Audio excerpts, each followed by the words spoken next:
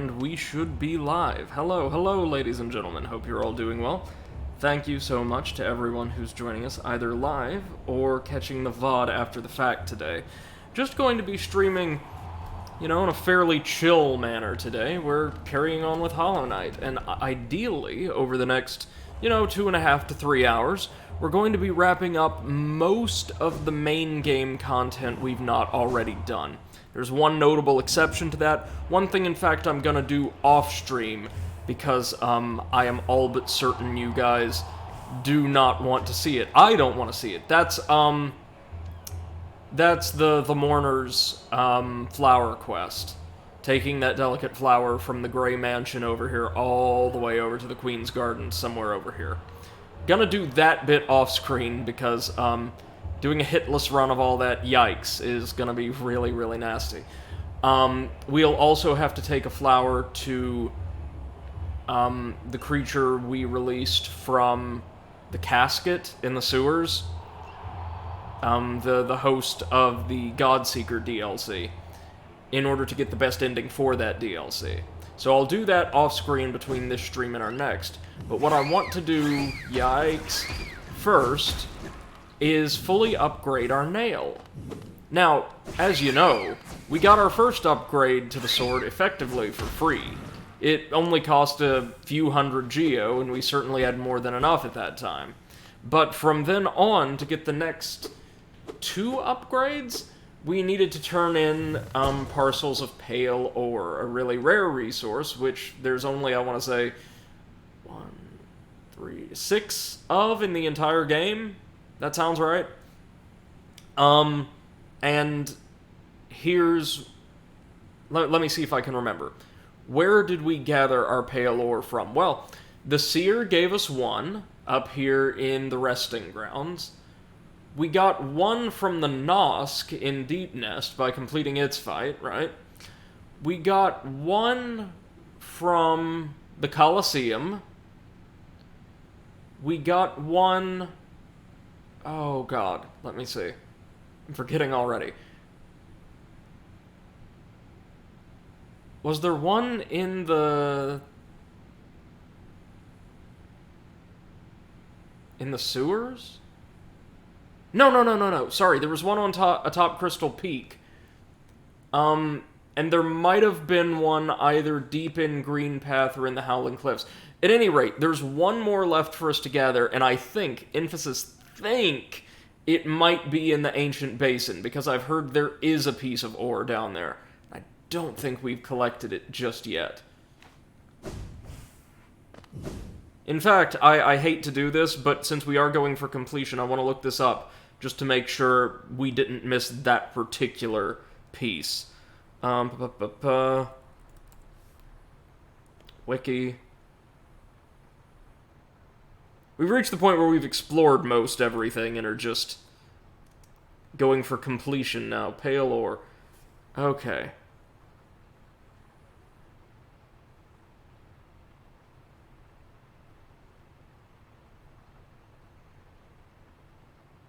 Yeah, we've gotten everything else. Oh, we got 1 from the Grubfather, that's right. Okay. So, yeah, it is in the Ancient Basin, and I've just seen where. I can't believe we never got it, though. Oh, right, we need to equip our...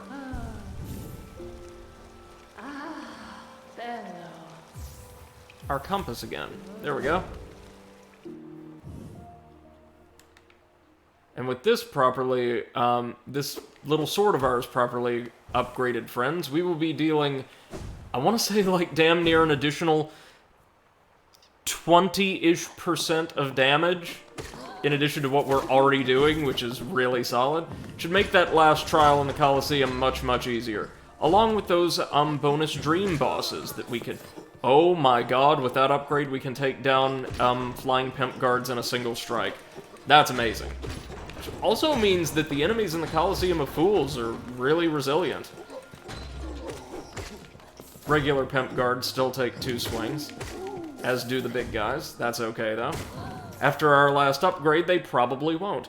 We also need to access the Tower of Love, And I was watching an essay, because I've reached the point where I know, or we've seen enough of Hollow Knight, that I kind of want to get other people's perspectives on it. I was watching the Game Maker's Toolkit Boss Keys video essay on Hollow Knight, and I don't know exactly where it is, but I do know that the key to the tower is in an area we've not been to yet. So, do I know the specifics regarding a few things of the game? Yeah, but not a lot of the DLC stuff, not a lot of what awaits us past, like, main game upgrades. Wonder how many hits... Oh, wow! Even the perfectly ultimate pimp guards go down in just a couple quick combos now. That is impressive, honestly.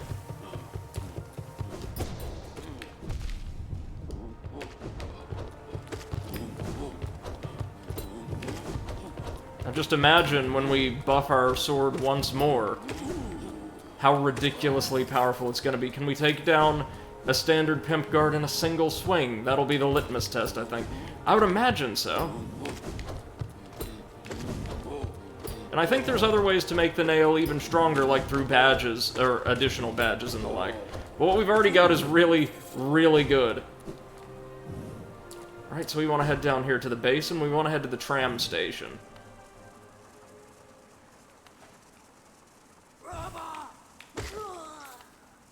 Want to really be careful of the spikes here.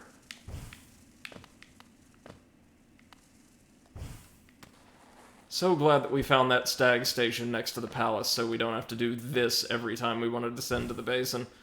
Or, like, go around through Deep Nest.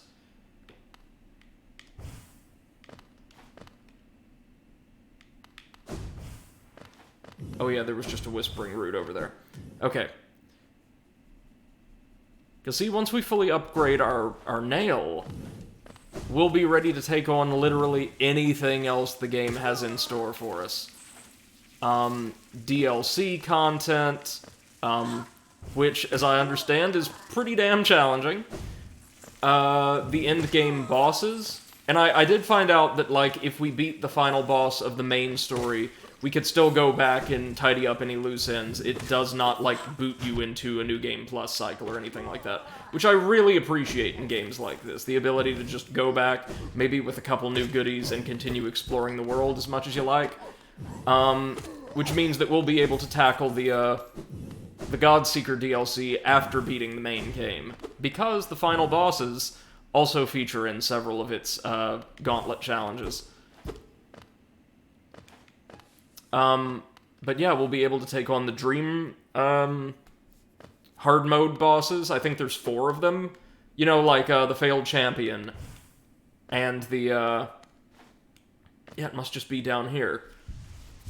Failed Champion, and Super Dung Defender, and Soul Master, and I think the Lost, or the Failed Vessel that we fought in the Ancient Basin is the other one. Oh yeah, it's Baby Molochs. Fairly weak Baby Molochs, actually. Now, what was this false advertising about the brooding Moloch being the last of its kind? Maybe the last of that particular brood? Oh god, butt bugs. Fortunately, they're lesser butt bugs. Man, our nail deals some obscene damage with that, Oh, right, they have a melee attack too, totally forgot. Oh, it's Cloth, hi. My friend, you dealt with all of those beasts? I'm ashamed to say, I was hiding. Those ghastly things chased me and I ran. If you hadn't come along, who knows if I'd ever have survived. Others take me for a fearsome warrior, what with my impressive size. This kingdom's beasts, I wonder if I'm just no match for them. Bakusa! Enough! I cannot wallow in my weakness. I must take strength from your example. You act so confident in battle. You show no fear before your foes. I'll try my best to do the same. Let's not tell her that's because our little guy is largely incapable of showing emotion, yeah?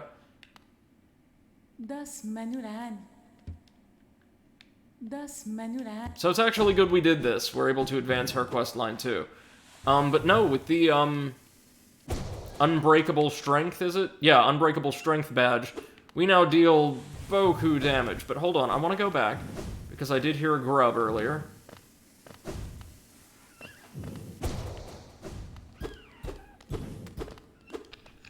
Ah, there we go.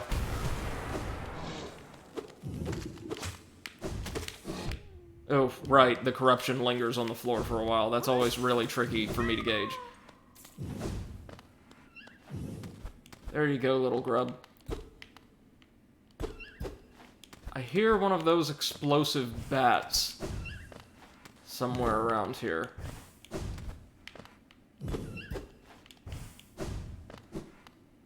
Alright, so I guess we've got to head into the big cavern.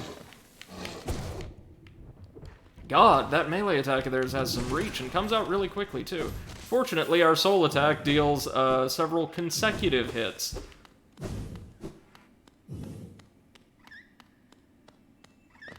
Here we go. That's it, baby. Now we can fully upgrade our material, or our weapon. Which, by default, gives it, I want to say, somewhere in the neighborhood of, 6 additional points of damage. Like, it takes it from 17-ish to mid-20s.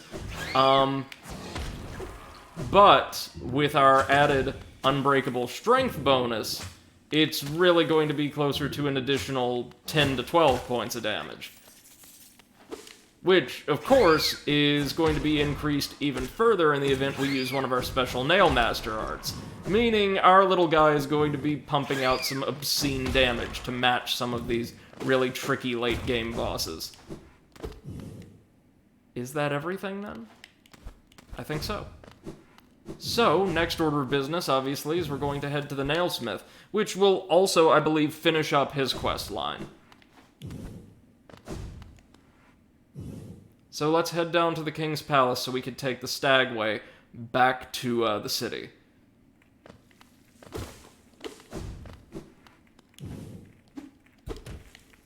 I love the design of these little abyssal crawlers. They are taken like wholesale from a similar creature found on Zebes in Metroid. Like that is just straight up a Metroid design.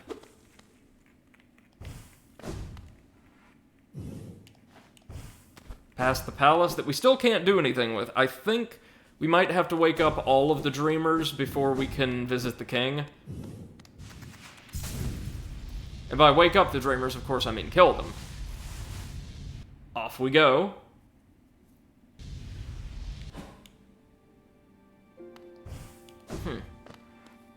Alright, let's just stop off here and save, just in case. That's going to expand the Ancient Basin map to be complete now, I think. I think we've completely explored the zone. Let's call the Stag, and now head our way up to... yeah, it would be easier to go down from the storerooms, wouldn't it? Or no? No, maybe crossing the city via the King's Station is a bit faster for us now. Let's see. I'm really excited to see how powerful our nail is going to become after this. You know, something interesting that I learned about the wonderful approach Team Cherry brought to world design from the Game Maker's Toolkit essay. It was something they disclosed in an interview with the host of that channel. Was they wanted to include just as much cool content to create like a versatile, dynamic living world as they could, without much of a immediate concern for just like railroading the player into all of it. And as a result, they were perfectly fine with many players not experiencing all or much of the game's bonus, like non-critical content.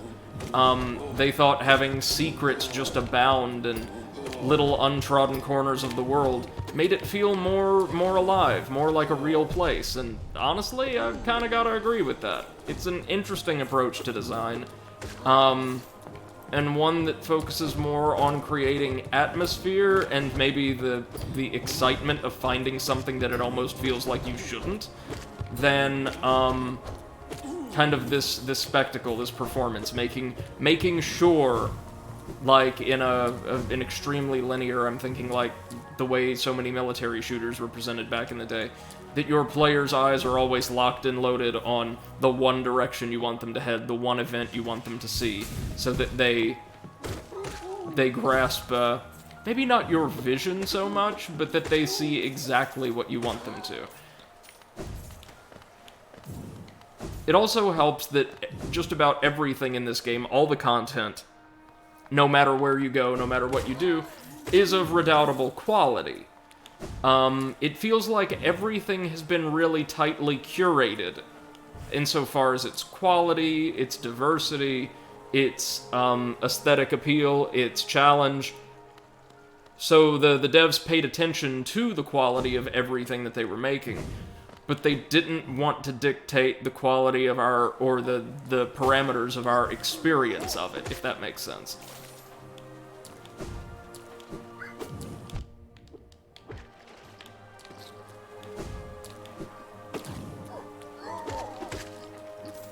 I dare say we might be able to strike down a Pimp Garden single blow by the time we upgrade this nail once more. Let's do it.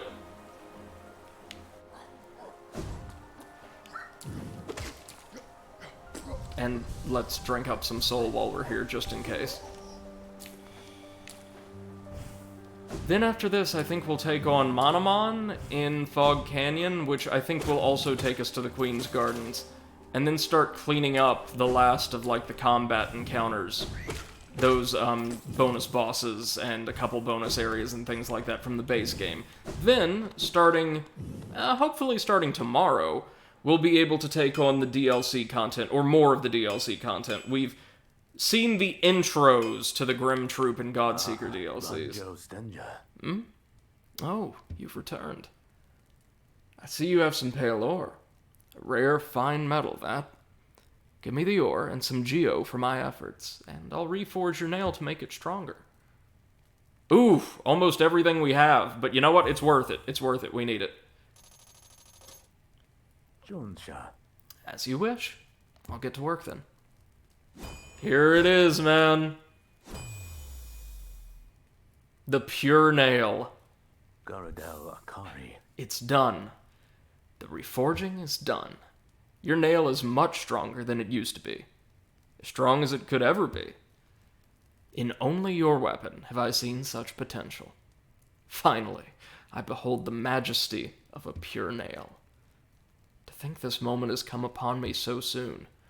I must step outside a moment. Oh, they didn't give him a walking animation. That's interesting. Let's have a look at it. Oh my god, look at the really intricate engravings here. The ultimate weapon of Hallow Nest. Oh man, that's what I'm talking about. With a pure nail forged, my work in this lifetime comes to an end. My only remaining desire is to see and feel the nail strike true. I beg you, cut me down. As my final moment in life, I want to taste the blade's exquisite edge. After all this time, all this toil, haven't I earned it? So yeah, this is the end of his questline. He wants us to kill him with, like, the pinnacle of his life's work. But we're not going to. Hopefully, he will discover that there's just more to live for. And in fact, as part of his questline, I believe he shall. Now, let's see what this sucker can do, huh? Yes! Pimp guards down in a single blow. Oh, baby. Oh, the combination of this and that badge are absolutely brilliant.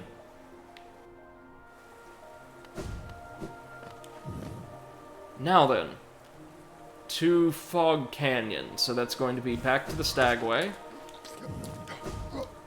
And then, probably on to Green Path. Green Path would be the most direct way there, I think.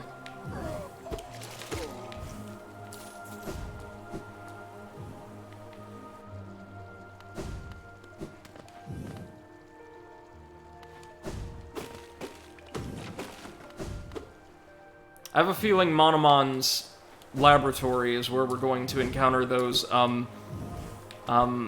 lightning tossing casters who attacked us in the Colosseum of Fools. Given that, well, I don't think there's anywhere else in the world that they would fit in. We certainly cleared out the Soul Sanctum. I also found out from that video essay that apparently we were supposed to go to Soul Sanctum much, much earlier than we did. Which is one of the things that the devs also intended. They wanted, after people arrived at the City of Tears, to be able to progress through the game, even its critical path, in more or less any order they so chose. Come on. 1, 2, 3, 4, 5, 6. Wow, okay. Yeah, perfectly ultimate pimp cards go down like sacks of bricks now. Oh man, that's awesome. Love the sense of power you earn as you continue to progress through the game and refine your abilities.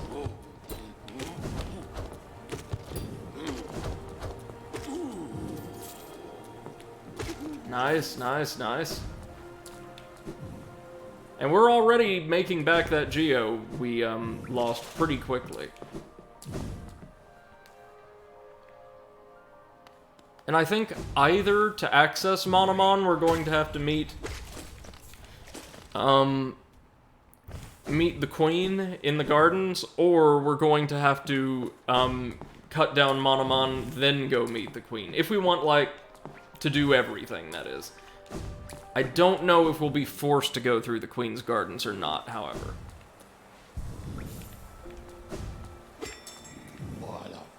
Okay, so up to the Green Path, and then down to Fog Canyon, where we'll finally be able to grab that map from Cornifer after having it teased for ages. Well, there is now absolutely nothing that can really harm us in Green Path, isn't that right?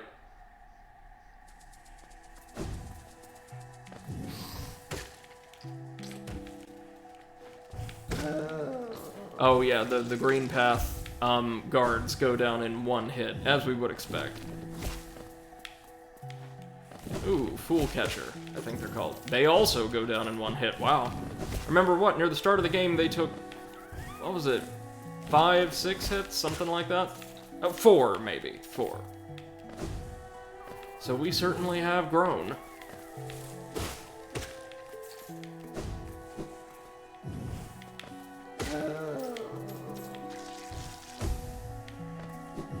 Go. Nobody got time to wait for that explosion to go off. There we go. Finally got the Fool Eater's, or Fool Catcher's, journal description. We're also filling that sucker out pretty quickly. Of course, there's some grinding I may have to do off screen to actually, like, get all of the Hunter's commentary for every enemy. But, hell, we've even managed to collect most of those so far.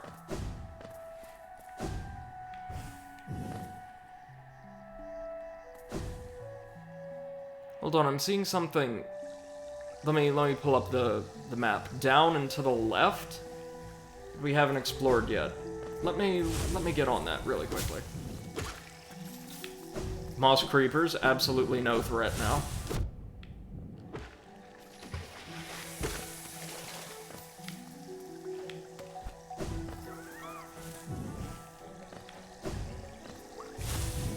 I do absolutely adore the Green Path OST. It sounds like background music you would hear from, like, a bright, cheery nature documentary, right?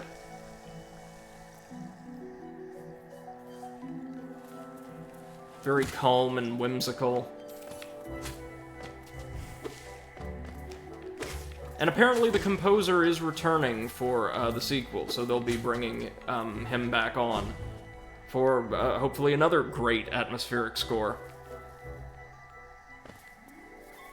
So yeah, let's go check out whatever's to the left.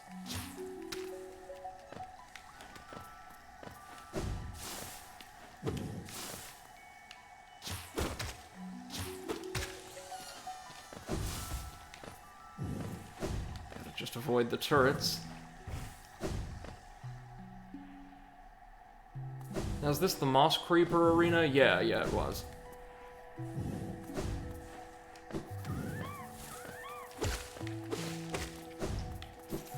It's one of the things I do love about this game. You just always get sidetracked with new paths to either explore or see if you can access after initially discovering them. There's just so much to see and do and learn in this game. It's incredible. Seems like the sequel's going to be even bigger, so I couldn't be more excited.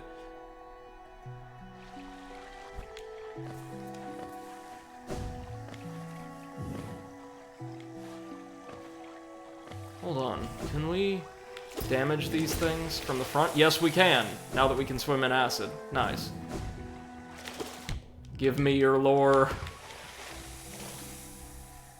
What are they called, by the way? Oh, I can't access my minus button menu while in the water. Durandus. Simple walking creatures encased in a hard shell, often found wading in shallow pools of acidic water. We've already found the Duranda earlier. Those flying variants we had to use to cross a really fairly tricky spike maze to reach. It wasn't the Nail Master, was it? To reach something or another.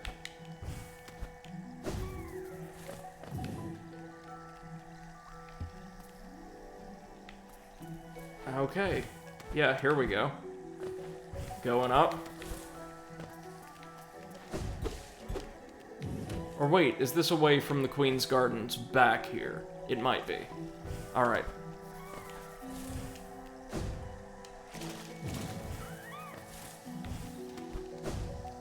So we will have to come around to that. That's fair.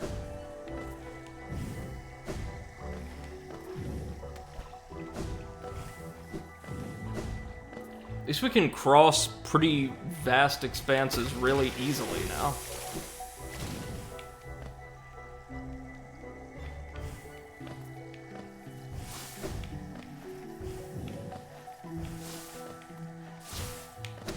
Even with our fully upgraded nail, I would expect the Durandas and Durandus to be just a little more, well, durable, wouldn't you?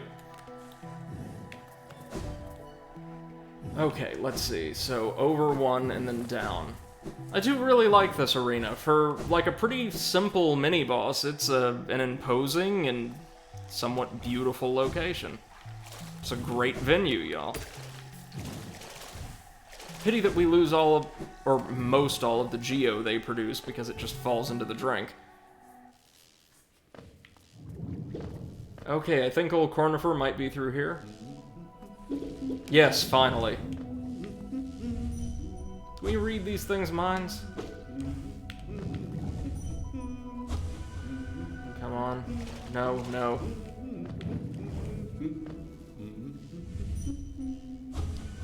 Monomon. Okay, that's not eerie. I think we're going to avoid rupturing the large ones as best we can, given that there's not a lot of cover here. The little ones, though, they're fair game. Oof.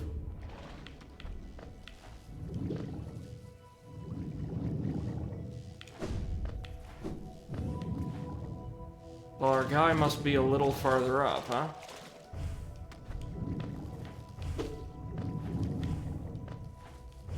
Good thing we've got the acid swim ability. And the cloak to just phase right through those suckers. Make him know. Oh, as odd as much of Hollow Nest can be, there's a whole new level of strangeness about these caves. Did you see that dark gate below? It's quite unsettling to be near. I did my best to avoid it. Fortunate for me, I found another road in, though I did end up a little singed after wading through some acid. Alright, this is a fairly pricey map, but we are nearing the end game, that's fair. There's a large building just below here, out in the middle of a lake, and a marvel to observe. I tried to head in, but it's become a nest for those slimy see-through creatures. Ugh, they're just so gross, and they give a nasty shock to touch. Well, that'd be Monomon's laboratory. Yep, he even was kind enough to mark it on our map for us.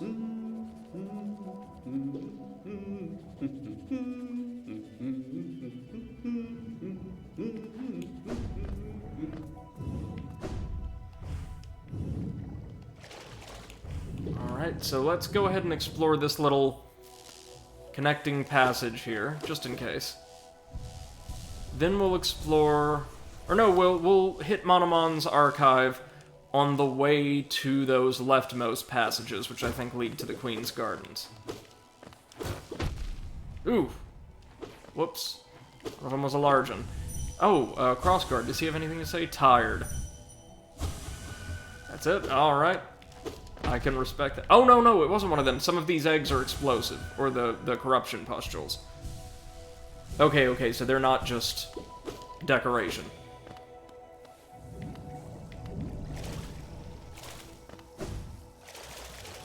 So here's how to perfectly manage these platforming challenges. Don't.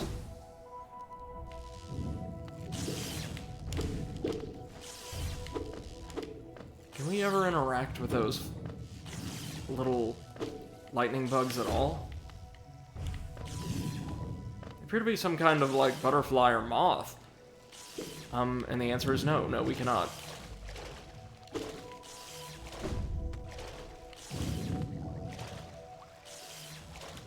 Maybe we can destroy them with soul, or... No, alright.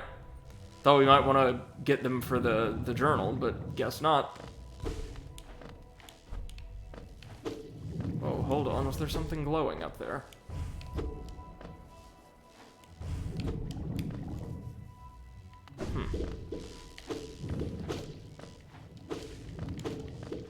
I think there's enough of these suckers.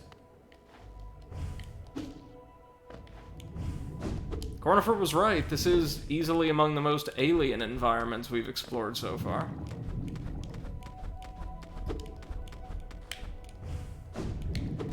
Oof. Alright, note to self, nothing there. Yet, anyway. These guys we can tackle for some soul, or not. They just move too quickly, I think, to consistently, safely dodge. Given that Fog Canyon is fairly wide open, as areas go. Well, that would be the laboratory. Oh, look at the size of it. Oh, hey, it's Quirrell. Doesn't this kingdom just abound with surprises? A building atop an acid lake. Despite the sight, I can't help but feel familiarity? Something stirs in my mind, though I can't tell yet what. I thought it'd my lust for discovery that led me here, but now there seems something else. This building beckons me. I can feel it calling. Dare I head in? That's not ominous at all. And yeah, a giant laboratory built out on the middle of an acid lake. That's gonna be fun to platform through. What about over here? Okay.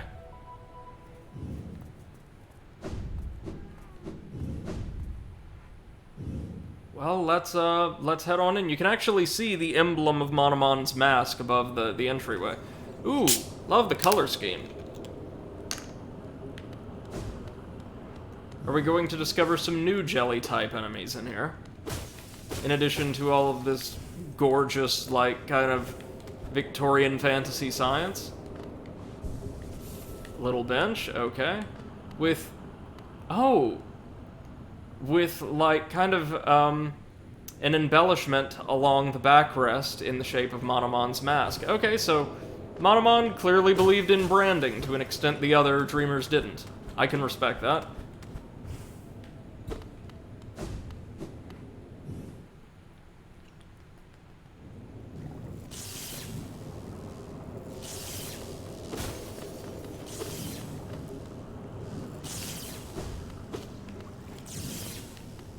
Okay, so there's plenty of electricity and acid, but since we can swim in the acid now, this area is going to be a lot easier than it would have been otherwise, I think. We just have to avoid the large jellies.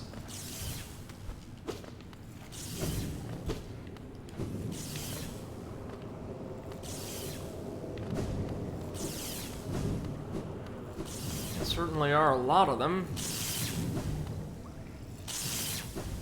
What's past here?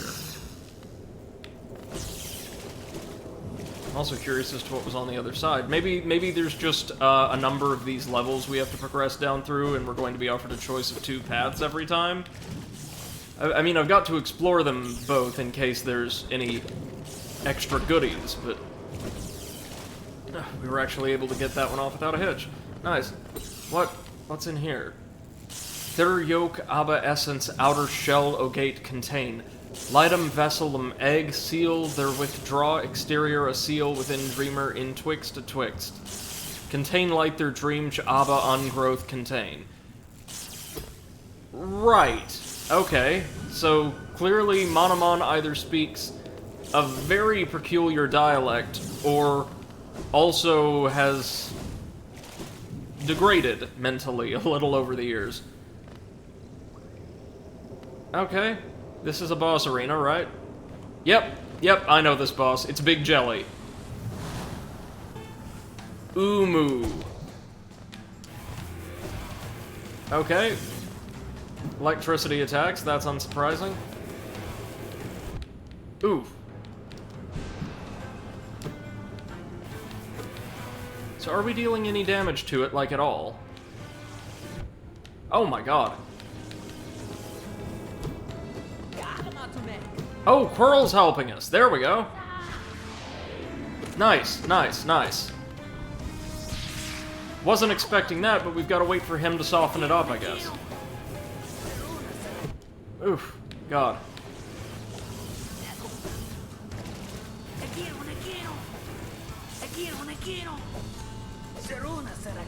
Do we have to, like, lure it around, or nope? Oof. God. It recharges fast, or maybe it recharges based on its health, and we just deal so much damage that it's not really active for long. Okay, just gotta dash. Dash, dash, dash.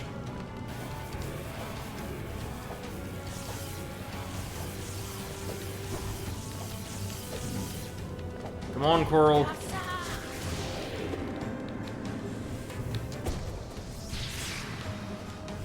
We're clearly dealing damage. It is... Ooh, God. Just not open for long. Then again, its health may also scale with our nail. Our level of nail reinforcement. Oh, man.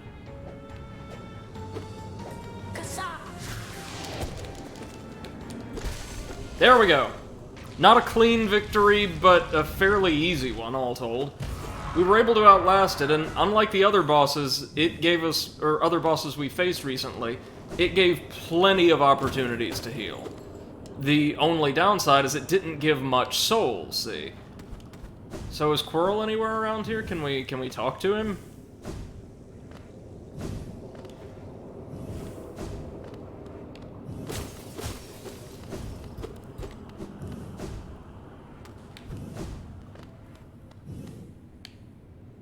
King Light, growth in kind flow all think in field. Old light essence dreamum undergrowth or ungrowth. Oen think aber King Light, old light themken. Och, think flow aber dream uncontained their ungrowth end life. Okay, so I have watched a couple video essays on the lore. I know what she's talking about. Kind of. But it'll take us a little bit more context from other places in the game's world to actually explain. Oh, wait a minute. Is this Monomon? Something glows within the tank.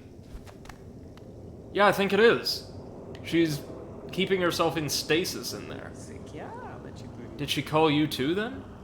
I realize it's no coincidence we arrived together. Though much of my memory is blank, this place I recall. Within these chambers, the teacher sought to store the kingdom's knowledge, and at its core, she stored herself. To save Hollownest, the teacher willingly became a seal, but upon herself she enacted an additional protection. Though I cannot recall its happening, I played a part in that feat. She called me here, now, to reverse that protection. All in aid of you. Oh, nice! He was wearing her mask the entire time. Or a copy. Do not hesitate. The choice to reform was hers, not mine. She knows what you would do and seems to welcome it. So she's the only one of the dreamers who's going to go willingly. We'll come back for her in a minute. I want to explore this other gallery really quickly, or these other galleries.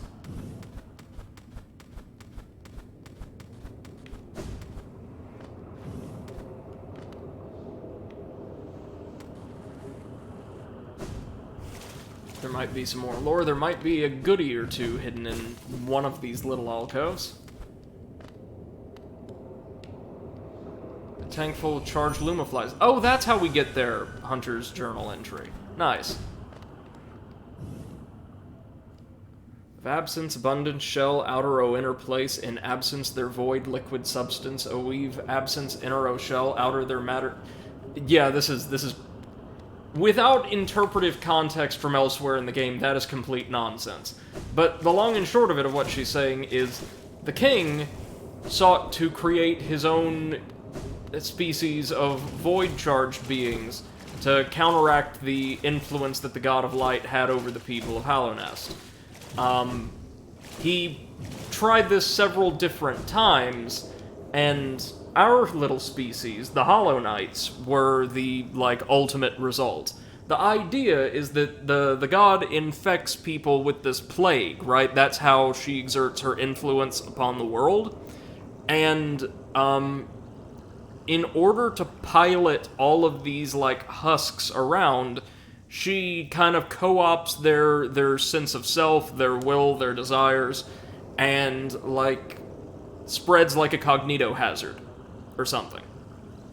So, what the king sought to do was create a being with no sense of self, with no identity, with no dreams, with no desires or emotions, a complete blank canvas that still counted as a living being that she could attempt to infect, and that was also comprised of sheer void energy that could then be used to kind of extract all of her essence, like how we draw out souls, and keep her locked inside of it forever. So we're meant to be a vessel for the God of Light, both a vessel and a prison, because nothing else that the king tried could stop her incursion into the kingdom. And based on my understanding of the lore, it's actually ambiguous as to whether or not the God of Light is truly evil. My understanding is she was way more passive before the founding of Hallownest, even among, enlightened bugs, because she was worshipped and kind of appreciated as, a facet of a lot of bugs' everyday lives, and also as a being manifesting within the dream relied on that belief and that faith to, sustain herself. And with the coming of the Pale King and his effective usurpation of her worship, or her place within the spiritual lives of the residents of Hallownest, she became much weaker, and in fact her existence was threatened. So she's kind of raging out of control and, forcibly, subduing people's minds and their wills in order to spread, adherence to or acknowledgement of herself as a way to sustain herself. So at this point, the God of Light is just raging out of control in an effect to, or in an effort to live on. So there isn't really a good or a bad guy here, there's just forces of nature throwing themselves at each other, and bugs like us are just kind of stuck in the middle. Do you have anything interesting to think? Not really. Alright, Monomon, let's do this. Time to wake up. You'll see that the dream has become brighter still, and the landscape is being suffused with massive horns, like our own. For diversity, a seal. A world forever unchanging. The seals must break. Forever. Yeah, so her argument is essentially that the world that the king and the God of Light have made is one of complete uncomfortable stasis, and that's not best for most of the people who inhabit it. So, kind of like the argument we made for the Dark, or for Londo in the Dark Souls playthroughs, anything would be better than this. Alright, then it feels kind of sad to end this little collectathon on the one dreamer who was most willing to help us, but alright, time to wake up. This, coincidentally, is also how people have to rouse me from bed when I'm on vacation. And time to absorb her soul. Unprompted that time. And with that, All 3 of the Dreamers are gone, and we could technically enter the Temple of the Black Egg now, which is where we can access the endgame final bosses. But we don't want to do that quite yet. We want to do everything the main game has to offer us first, because that'll allow us to access, well, an additional boss. And once we bring down both of them, it'll be DLC time. Well, kind of DLC time. At least 2 DLC bosses, the first DLC's bosses, we will be able to take on before, or will take on before the final bosses. The Madam's life is extinguished, and with it her seal breaks. It's a heavy thing you attempt, but I've seen your prowess up close, and she too believed you capable. Be on your journey then, and allow me rest a time. With the deed complete, I begin to feel my age. Alright, thanks for the help, Quirrell. It's really nice that some of our friends will actually help us in combat. Or, in the case of Zote, attempt to challenge us in combat.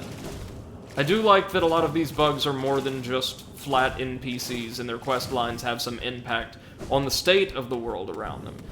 These quest lines actually feel more fleshed out and more impactful than a lot of NPC quest lines, say, in the Dark Souls series, where such interactions never really were the series' strong suit. Perfectly fine side quests and character progression, mind you. And some payoffs, like, say, Siegvard helping with Yorm's battle in Dark Souls 3, are really cool. But for the most part, Dark Souls isn't a series driven by the characters you actually meet. It's driven more by the characters you hear about, or those you fight long after they've lost their minds. Now all we have to do is fight our way out of the giant Uma nest. Easier said than done. Oof.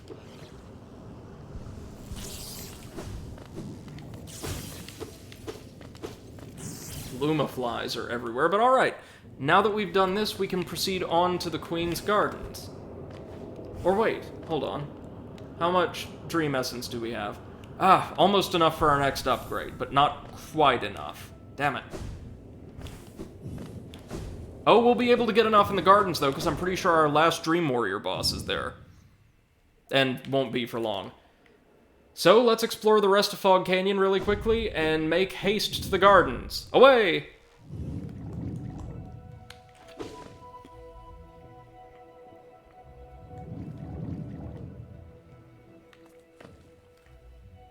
Huh.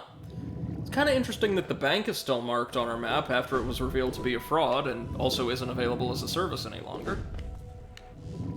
Wonder if that was just an oversight. Okay. On through the Acid Lake. We can certainly do this now. Ah, and yep, these would indeed be the Queen's Gardens. Even more extravagant flora than we beheld in Greenpath. Wait, hold on. I mean, we'll take a photo of that, sure. But that means the path just next to the overgrown mound. No, that looks like it'll also lead to the Queen's Gardens. Okay, let's just explore the gardens then. The last major zone of the game we've yet to explore, save the Hive, of course, which was added in DLC. Oh, they sprout spikes after they die as well. Oh, the little moss flies from the Green Path are here. So there will be some Green Path enemies here and some newer ones, I imagine. I know the crazy, roided out plague mantises from before, or from the arena, are here somewhere. Yep, this is back in Fog Canyon.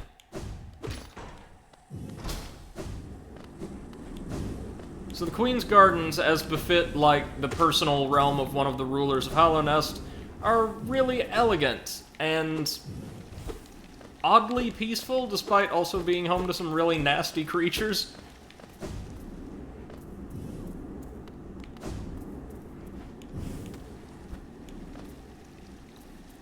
Is there anything else to gather over here? Not that I can see. Huh. Weird that there'd be a little niche like that without anything to do. I mean, I can hear the sound of running water. But there's not anything I could do yet, maybe. Maybe we, like, open up a wall here later on from the gardens.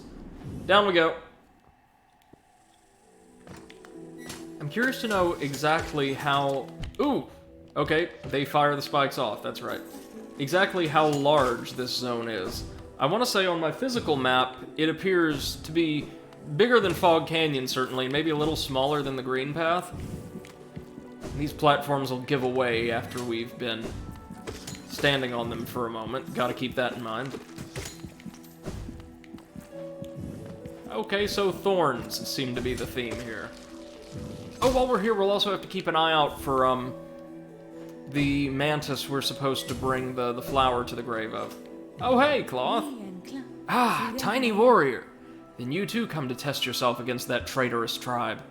A deadly bunch they are that roost within these glades. I'd once have stayed well clear of them, but your actions have shown me the truth of it. We must face down our fears or be defeated by them. If we both make it through, we can swap stories of our adventures. I'd look forward to that.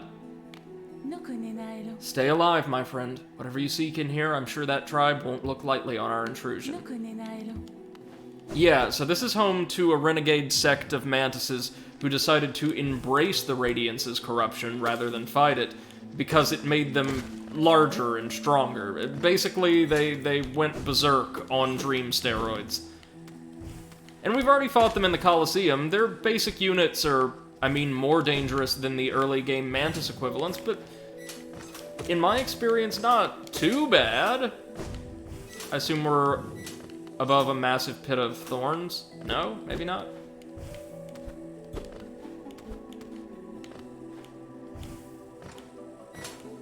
Well, I'll say this, the Queen certainly had better taste than the King.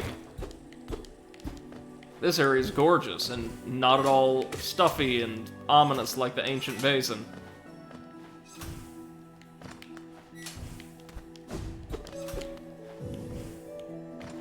You generally get the sense that the Queen was overall a fairly good person, or at the very least very personable, and the King was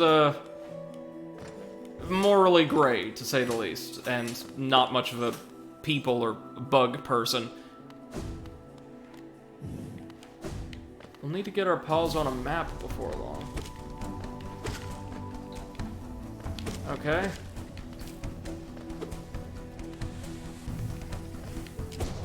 More flying mantises.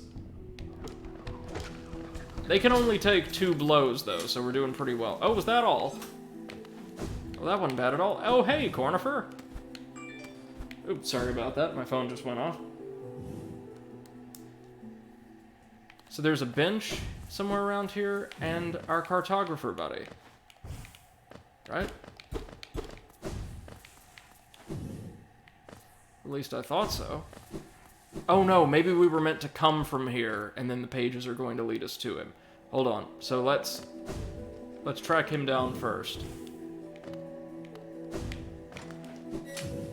Ooh. Oh man.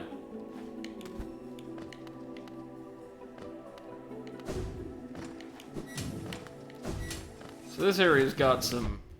Oh, Fool Eater. Yikes. Some nasty platforming challenges, doesn't it? Oh, man. Okay, so... Just note to self, any safe ground is probably not safe ground. Or safe wall, apparently.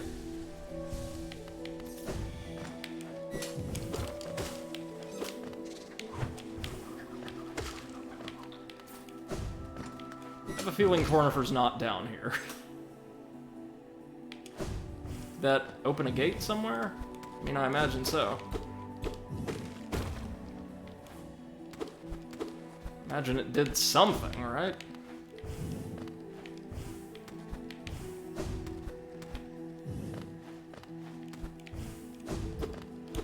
Maybe he is in here.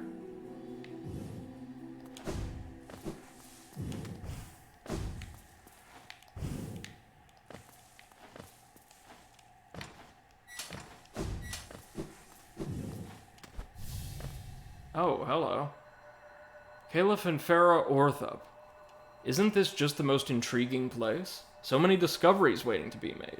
We're about to set off ourselves, though we can't seem to agree on which way to head. It's led to something of an argument between us. We should really stop squabbling about such petty things. Left or right? Which way is best? It should be a simple thing, yet we're always at odds. Okay, well, I mean, you've really only got one way to go from here. What? He's already left? Oh, damn it. Well, alright, fine. Let's pop back to Dirtmouth as quick as we can and get the map then, because I need me a map. It's not necessarily that I'm super bad at pathfinding in games like this. I don't think I am. I'm not great or anything, but capable. It's rather that I like having a visual representation of the rooms we've been in, so that I can see, like, where the paths abruptly cut off at room exits that maybe we haven't, explored yet. Just kind of, telegraphs maybe optional paths and things like that that might be fun to explore. And with this, I think this might be either the last or the second to last map we're going to get in the entire game, which is really cool. I don't know if the Hive has one. I don't think it does? I think it might be a fairly linear area. Let's make a point of, yeah, killing those before they sprout their spikes. Now hold on, what would be the quickest way back?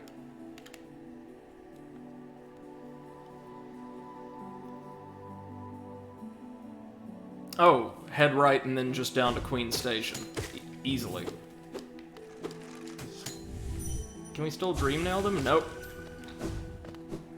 Can only do that with living enemies or dead NPCs, oddly enough.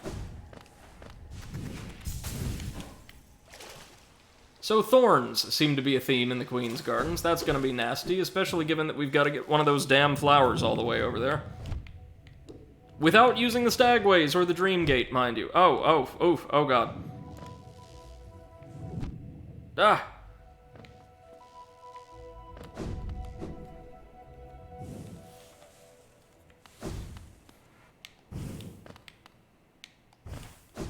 We only missed Cornifer twice then, I want to say? Oh no, that's Willow. We want to go down one. And this is the station we can use.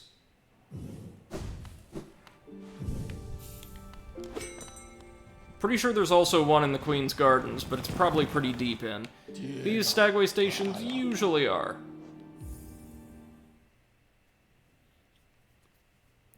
We are putting out some impressive damage, though. Aside from the boss, I don't think I've seen anything take, what, more than maybe... aside from Perfectly Ultimate Pimp Guard, of course, take more than 2 or 3 hits? Which bodes really well for our next Coliseum of Fools trial.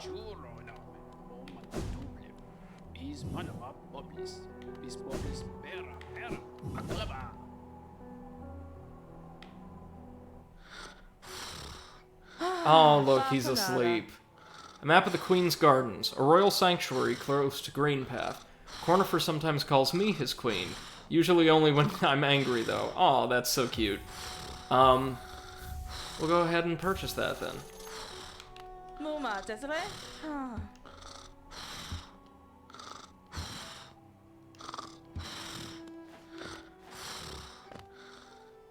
So now we've got the Queen's Gardens map, and let's take a look at what we've got. Not much of it filled out so far, unsurprisingly. Well, let's head on down, then. How many mask shards do we have, by the way? 2? We got 2 of those, and then 2 soul vessel fragments. I think we get our last vessel fragment as a reward for completing the Lost Stags quest line, which we might be 1 or 2 stations away from doing, so fingers crossed.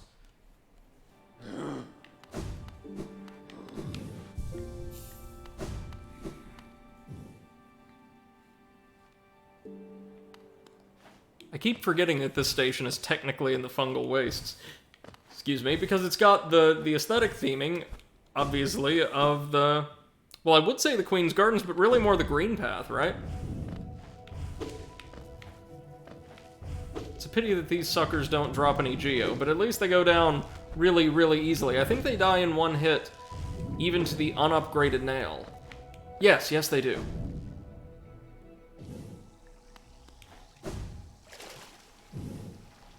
Off we go, time to swim.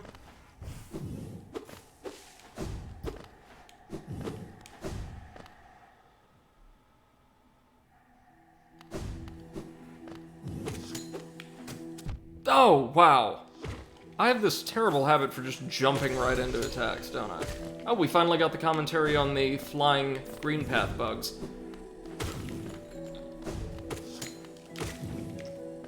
At least we can take them down before they can get a salvo off pretty quickly. Pretty reliably, I should say. Yeah, there's a lot to this place. I'm interested in what that little mound in the lower right-hand corner is. Well, let's explore all we can while we're in here.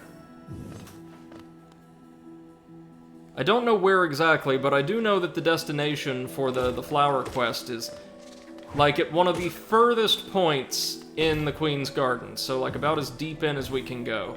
That'll be fun.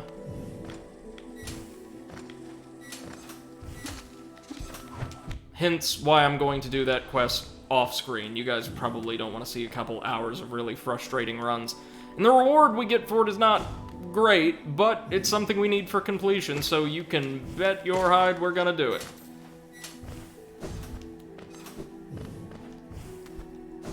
Ditto for the, special ending, the, like, best ending to Godseeker, and with it the game.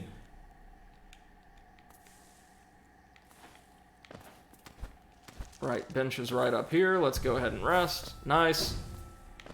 Now, from here... Right, nothing else to explore in this cavern.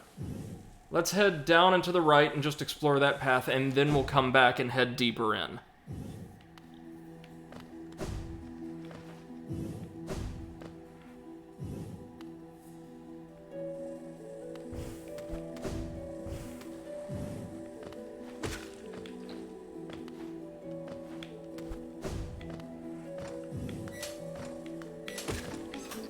Alright, that wasn't too bad.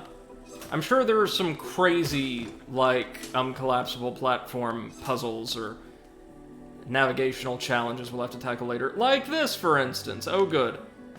Dreamcatcher route, or, Whispering route. Nice.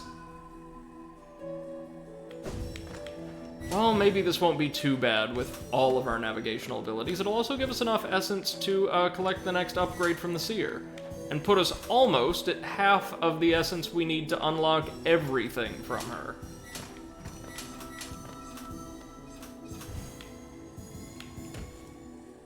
Okay. Well, this could certainly be going worse, right? I don't want to jinx it or anything, but so far, not too bad.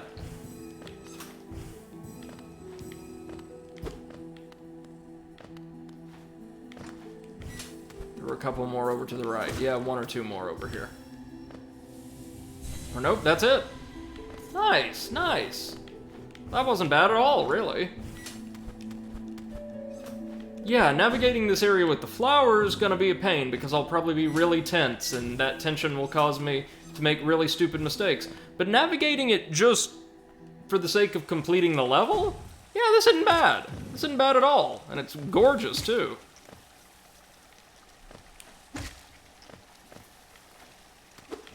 Okay, we've got some geo. Here we're kind of on the outskirts of the gardens. You can tell there's less architecture present, just more kind of overgrowth. Oh good, it's the rogue mantises, who just have an upgraded version of the basic mantis's attack. I think they've just got greater range and that's it. Oh, the love key, there we go. That'll get us into the tower, shoot. Too long spent together, we became one. Aw. Okay, yeah, those things are dangerous and I would like to avoid them, if at all possible, when delivering the flower. There's no way they can deal serious damage to us, but they can deal really consistent damage.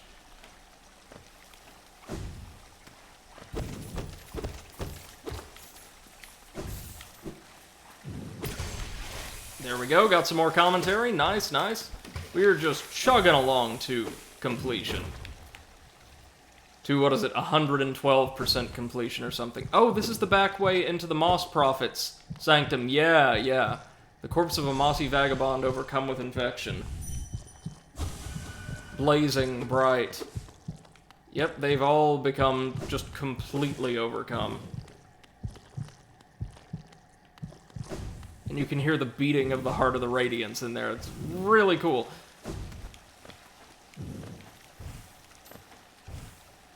You can only access the Mossy Prophet standard dialogue, I think, if you find the secret back way into his atrium.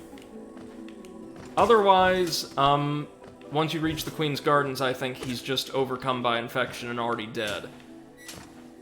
That's why they have the corpses as interactables, so you can get the Mossy Vagabond journal data if you didn't encounter and fight them earlier.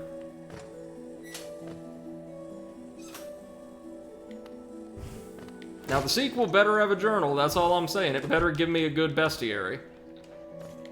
Knowing these folks and their love of world building, though, I'm sure it will.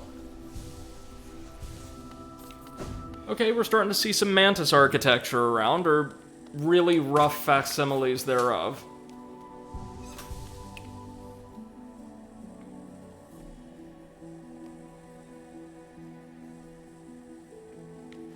I'm not seeing... Oh, yikes. Oh, God. Nearly as much soul from enemies as we're used to because of our current badge loadout, but I think we can make it work due to our higher damage output. Hello, hello! Thank you so much for the raid, guys. Welcome one and all to the stream. We're just cleaning up base game stuff right now. Ooh, interesting. Hey, Aghast, how are you doing, man? Good evening, good evening. How was Banjo-Tooie? Actually quite fun. I like it way more than Banjo-Kazooie. Like, way, way, way more. Because I know the control and camera were something of issues for you. Do they feel like they've been smoothed out a little bit? Yes, definitely. And there's like actual boss battles now, or more proper boss battles, which I really appreciate. Yeah, and there are a bunch of new skills and stuff, and I really like it so far.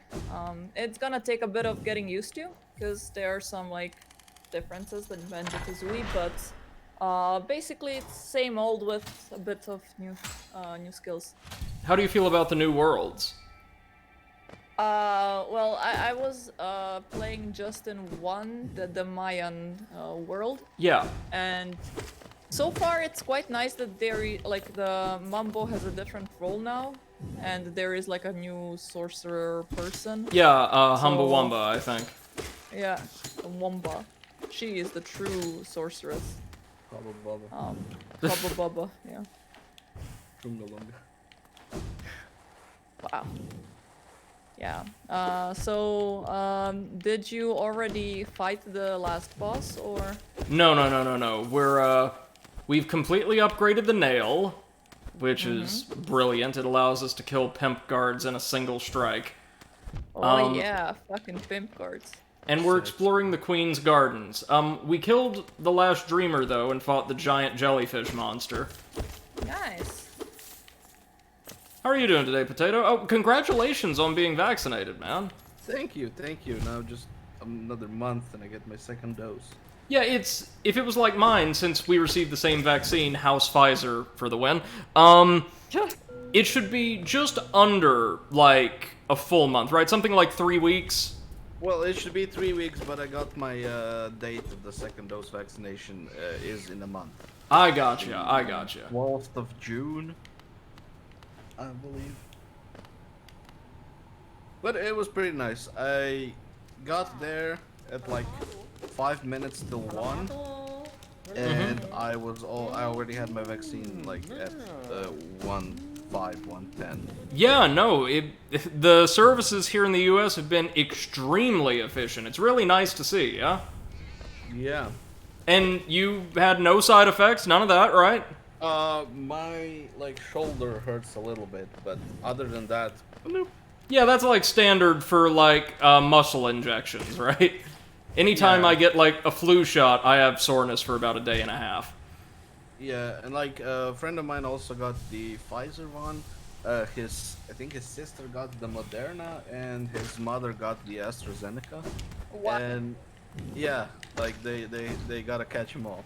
But like he said, of all the ones, all of them took and the other people he knows.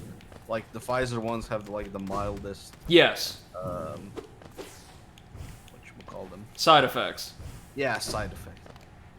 Whatchamacallit them? Yeah, I do not know anyone who has received Pfizer and suffered from what we would consider serious side effects, or many side effects at all. J&J, Johnson & Johnson, is really effective, but it seems to cause side effects more regularly than the other vaccines we're using. Hey, Schnaufy. Also, no more tears. That's right. That's right. So, you know, it's worth it. Schnaufy says, "Congrats, Potato, for the vaccination." Oh yeah, thank you. How are you guys doing this evening, Schnaufy and Agast? Y'all doing all right? Oh, God damn it, I'm tired. there's our stag station. Oh, had a long day, Seth? Just went for a long walk with Oh. a friend and Beppo, so that's about it. Oh, well. I was not expecting to be thrown into the boss battle already, but okay, sure.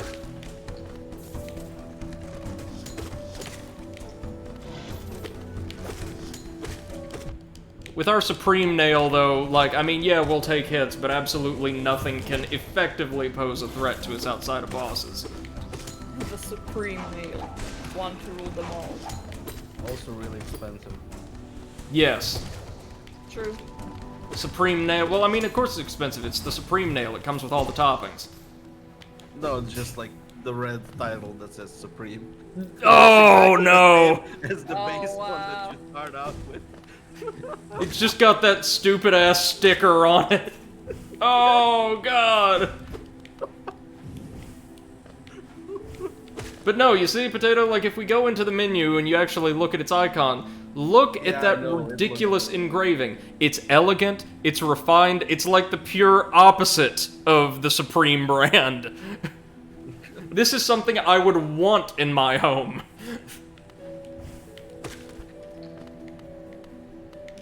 Isn't Supreme originally like a like skateboarding equipment and like apparel brand or something like that? I would not know. Uh. I've only ever heard of it like in the last couple of years, Yeah. and like it's a plain white shirt with a little red box and the white letters that say Supreme, and it costs like what, $100 or something? Way too much, yeah. Way hey too much. Like the time Kanye West tried to sell like plain white t-shirts for hundreds of dollars, or over $100, sorry. The thing is, he didn't try. There's people who buy that shit, and that's really the problem. Fair. There's people.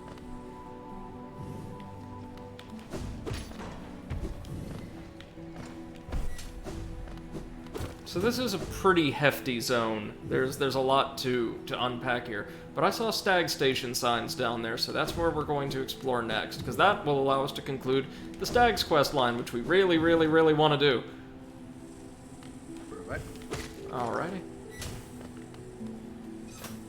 Yeah, so, Seth, I was saying, this area is a lot of fun to explore, and not too stressful at all.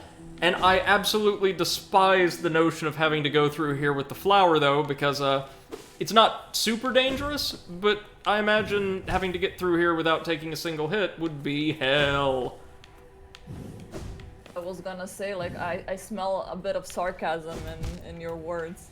Oh yeah, no, I'm doing the flower quests off screen. Oh. Or off stream. This is where we need to bring it, by the way. Here sleeps the traitor's child. Only 3-day week, Schnaufy? Did you bridge your weekend?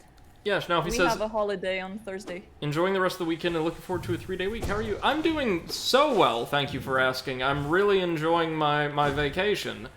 Again, all I have to do until, like, December is work on my thesis and get that turned in. But I'm taking 2 weeks before I even start on any of that just to kind of collect myself. Relax. Yeah, absolutely. Which of course means that next week I'll be finishing up Immortal Unchained's bonus content, because that is relaxing for me at this point, I guess. Oh, there's a regular version of these enemies as well. Schnaufy says Thursday is a public holiday and Friday as well. Schools are closed. Right on, Wait, man. Friday as well? Oh, I guess for schools, yeah, because for us, it's not. Yeah, no, they may just decide, oh, well, if we've already got a holiday on Thursday, just give the students and faculty the last day off as well. Yeah.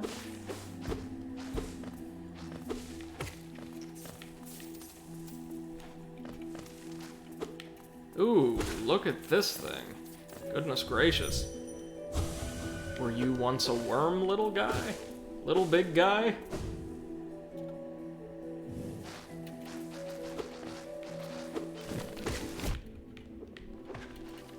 You know, Seth, I'm proud of you. When I turned my Switch on today, I don't think I received a notification that you were playing Monster Hunter. I haven't touched Monster Hunter the entire day. I'm super proud of myself. You're overcoming I this finished- addiction.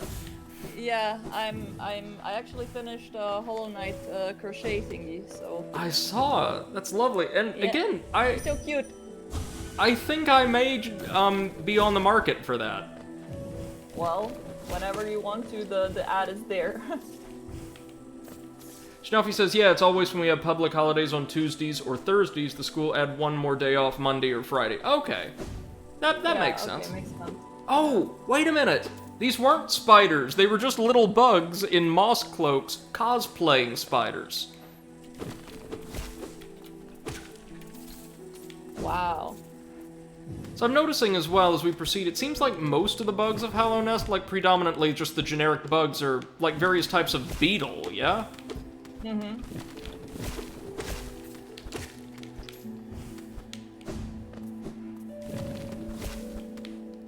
Oh, hello, fool eaters. We'll get you.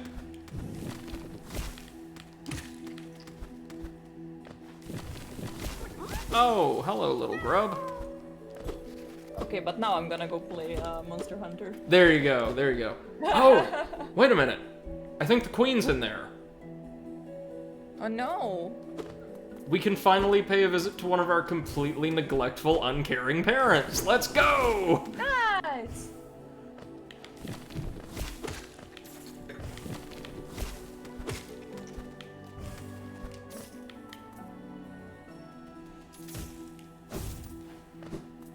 There's also a warrior dream in here we have to keep our eyes peeled for.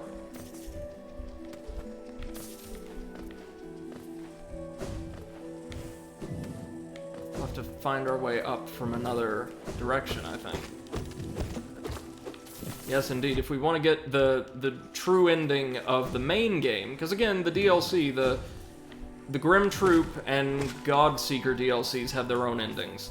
But if we want the best ending to the main game, we have to, like, track down and encounter both of the Hollow Knight's parents for special treasures. Interesting. You've done this before, right, Seth? I have not gotten, like, the best ending, though. You've met the Pale King and the Queen, right? Yeah. Then you should have gotten the best ending to the base game. Oh, yeah, the first time when I beat the game, I did not meet them. I met them the second time when I tried to complete the game. Completing this game has actually been... Oh, there you go. Completing this game has been an absolute pleasure. It's not felt like a chore at all, which is quite the accomplishment. Yeah. And it sounds like, I'm so excited to report this, the sequel at launch, like before DLC or anything, is gonna be even bigger. I am completely shocked by that, because this game is so big. The base game, I mean. Yeah, it is. I'm so excited. I'm so excited. So what rank are you in Monster Hunter at this point? Made it up to rank 8? Yes. Congrats. Here's Yay, the I'm Dream Warrior proud of battle. myself. It's just a baby. Oh, Tis but a baby. the Queen! The Queen is coming! I've been waiting so long and now she's almost here. I feel like I'm about to burst. I kept it safe, the sacred garden. I've kept it safe for all this time, and soon the Queen will return and teach me to fly. Shall we wait together, stranger? Shall we play together? Yeah, sure, why not? It's a caterpillar. It's so cute.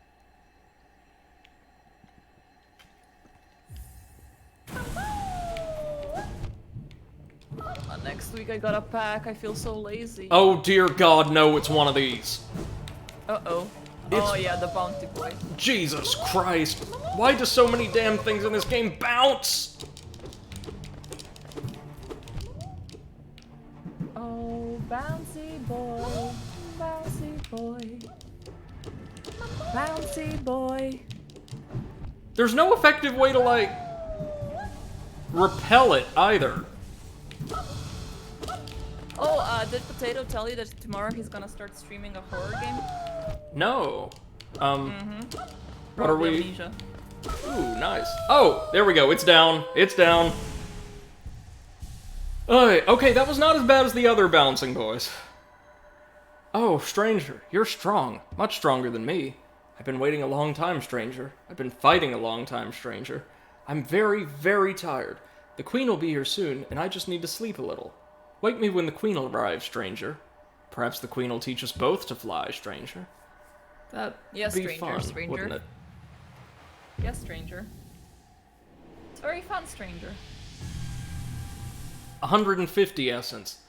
Protector of root and leaf, we honor you. Aw.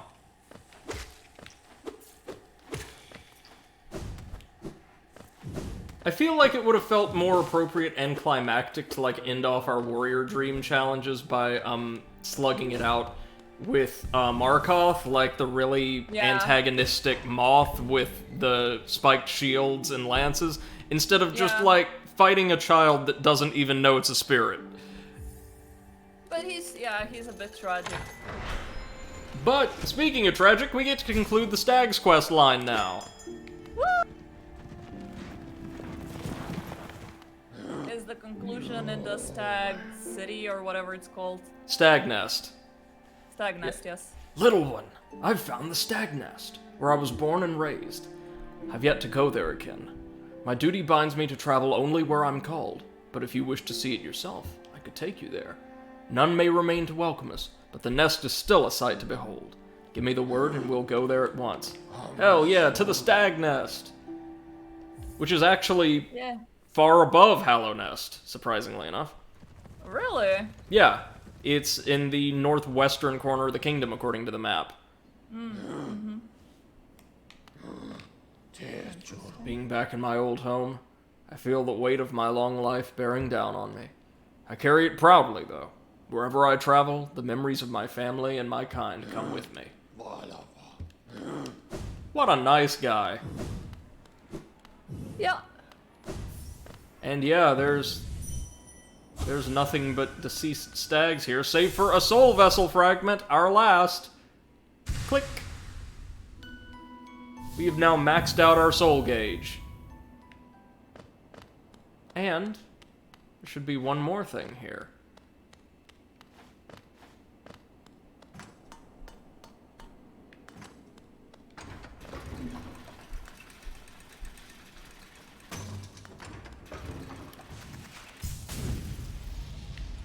Oh, there's actually quite a bit of ground to explore in the Stagway. An empty eggshell. Oh yeah.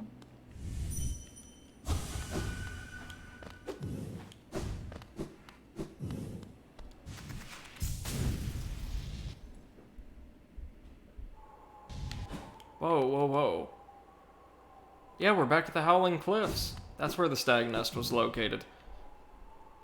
But what's beneath that panel in the floor? Anything? Can we... I guess not. But we found the egg, and I think that means there's another little stag out there somewhere.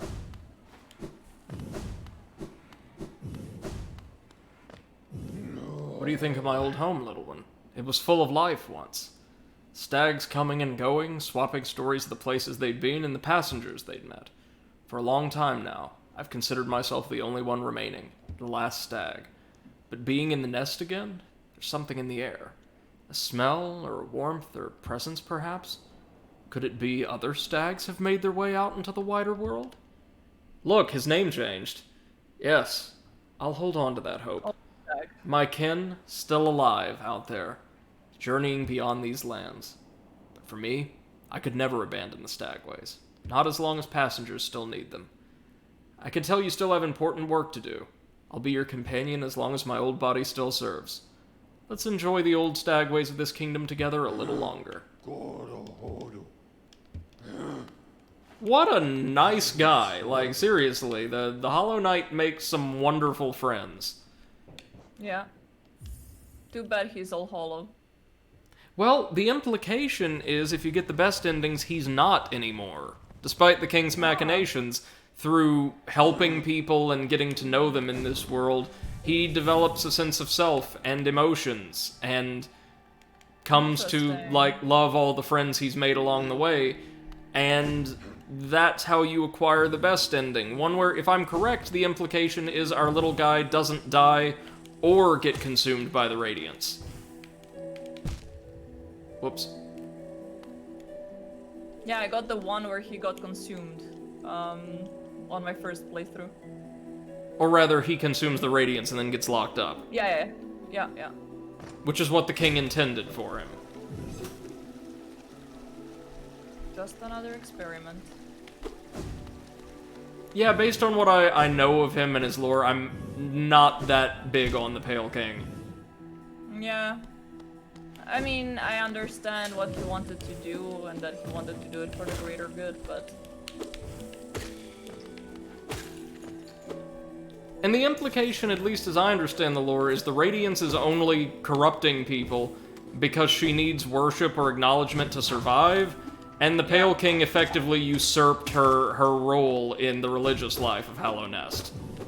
Yeah. So, in a story all about bugs, she's acting out of a desperate need for survival?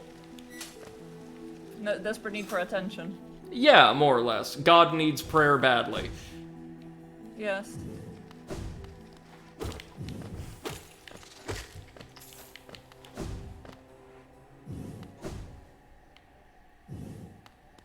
Alright, no, this is not gonna help us. Where's the way forward? Ah, north, right.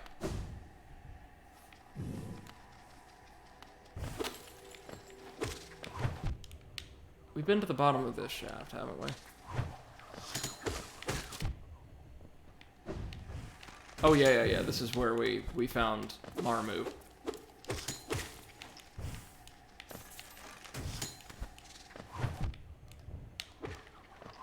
There is a boss, like a big boss, in the Queen's Gardens, and from what I've heard, it's a doozy.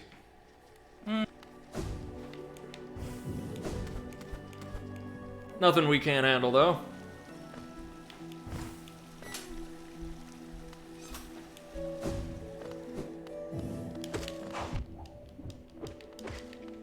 Okay, yeah, these mantises, really nasty, really fast. Very nasty.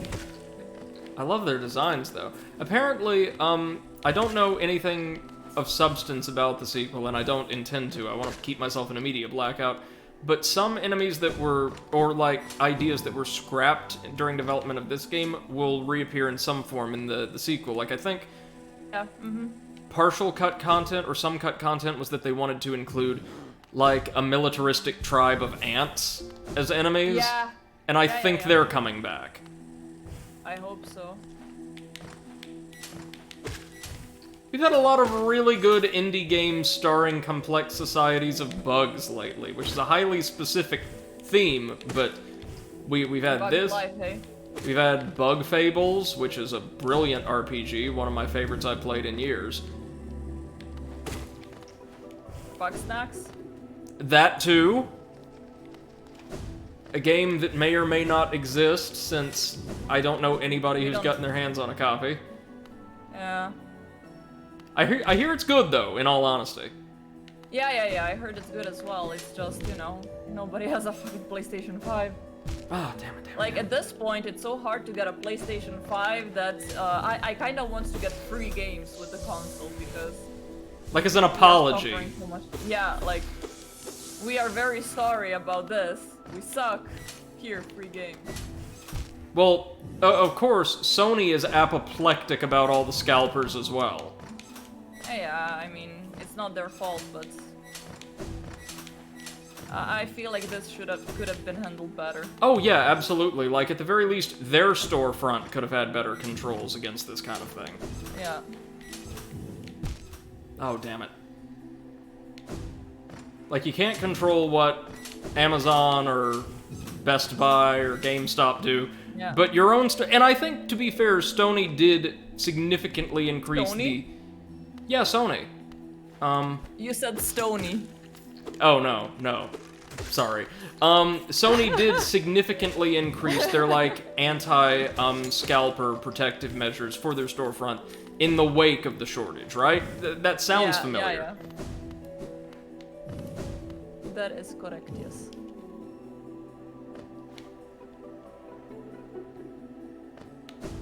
Alright, what's in here? This is a pretty hefty sized zone. Oh, good, it's another Shroud of Darkness. Well, we got our cloak now, so you can't do jack, son. Alright.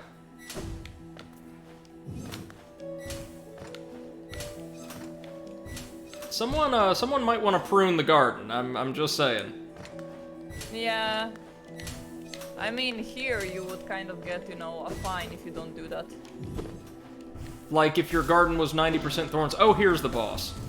Like, if your garden does not look like it's been well kept, you get a fine. And by that, you mean, like, if it's totally overgrown or something. Hey, look, it's Cloth! Come to help us out. Time for another boss battle with a friend. Well, whenever the boss turns up, that is. He must be running late. Yeah, here we go. It's the Traitor Lord, King of the Manti. The Manti. The rogue mantises, anyway. Oh, the evil ones that still attack you, even though you proved yourself. Well, because they're roided out on Radiance. Yeah. We've got to dash through that attack, of course. Oh. God's sake! It pulverized us, because, it's another one of those bosses that just does not allow healing. Oh, that's gonna be fun. Okay, well, I mean, we can do it, certainly. Oy.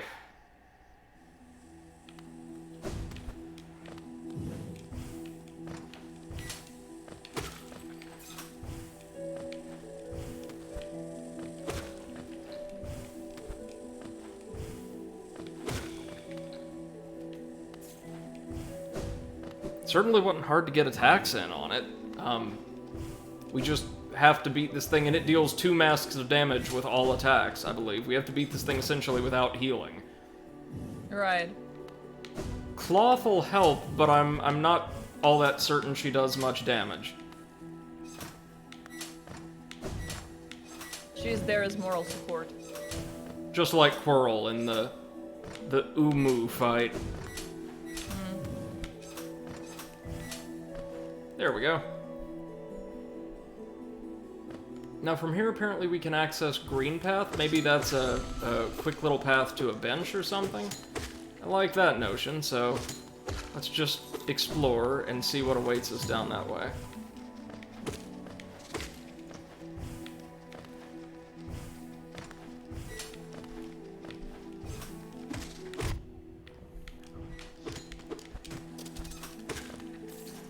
Down we go, or up we go, down they go.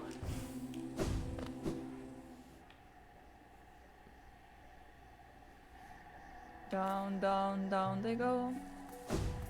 So Green Path, no, but there is a Eclipse. Thank you so much for the raid, man. Hope you're doing well. Eclipse! Good evening. Hi! Hope you're doing fantastically. Hope the stream went well.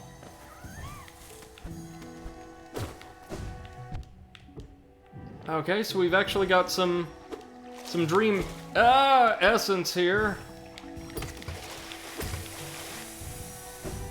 which we will collect before going back to fight the Mantis King again. There we are.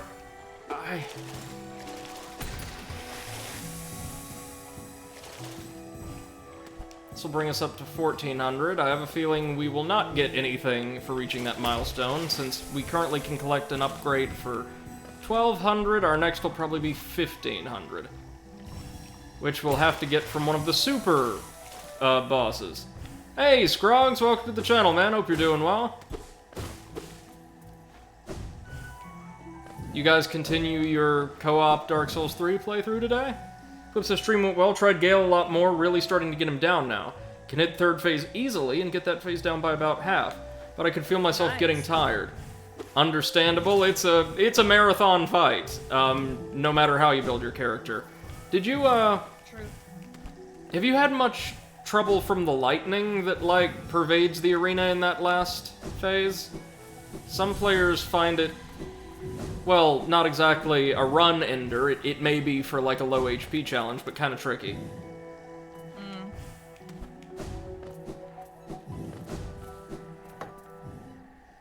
Clip says, Final Fight, I got one shot by it. Yeah, it's nasty, and there's no really consistent, reliable way to dodge it. Except that I think it tends to strike the middle and long range far more than it does the area immediately surrounding Gale. And yes, please, feel free to check out our podcast over on Spotify, Google Podcasts, or iTunes if you would like to hear more from myself, as well as our friend Seth the Overwitch, who's currently with me on commentary, and Comrade Potato, who will be back with us before too long.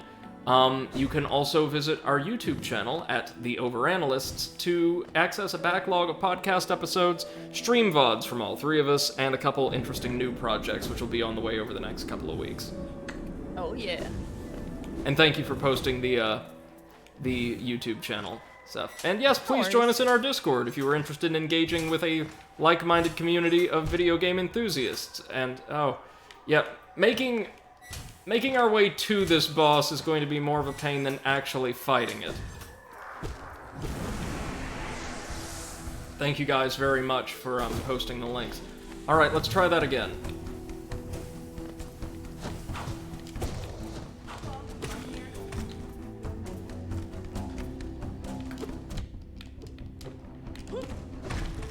Nice, nice. Thank you, Cloth.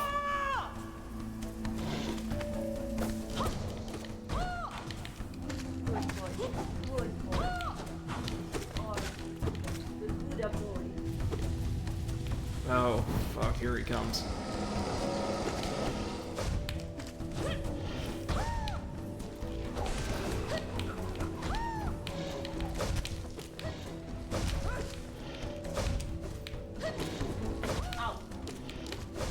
Oof.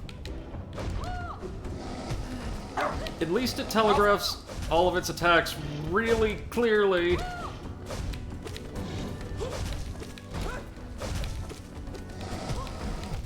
It does also, however, get Oh! Christ! The issue is, since it deals double damage with everything, we can only take 3 hits before dying. It's a simple fight, and compared to a lot of our other opponents at this stage of the game, its attacks are really clearly telegraphed. But there's just no way to effectively heal to compensate for its absurd output. I am gonna take Peppa for a walk. I'll be back in a couple Alrighty. minutes. Clip says, yeah, but I dodged a sword swipe into the lightning. I was like, kind of like, yeah, fuck you, Dark Souls, done for today. Oh, I understand that. I have been there.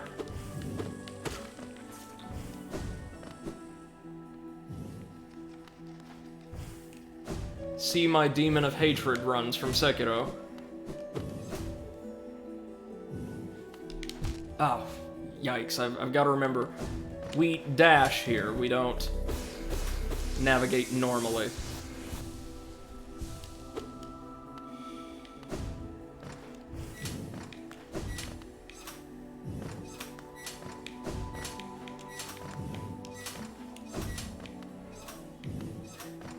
At least compared to this, the Thorn Gauntlet we would have to run to deliver the flower isn't that bad.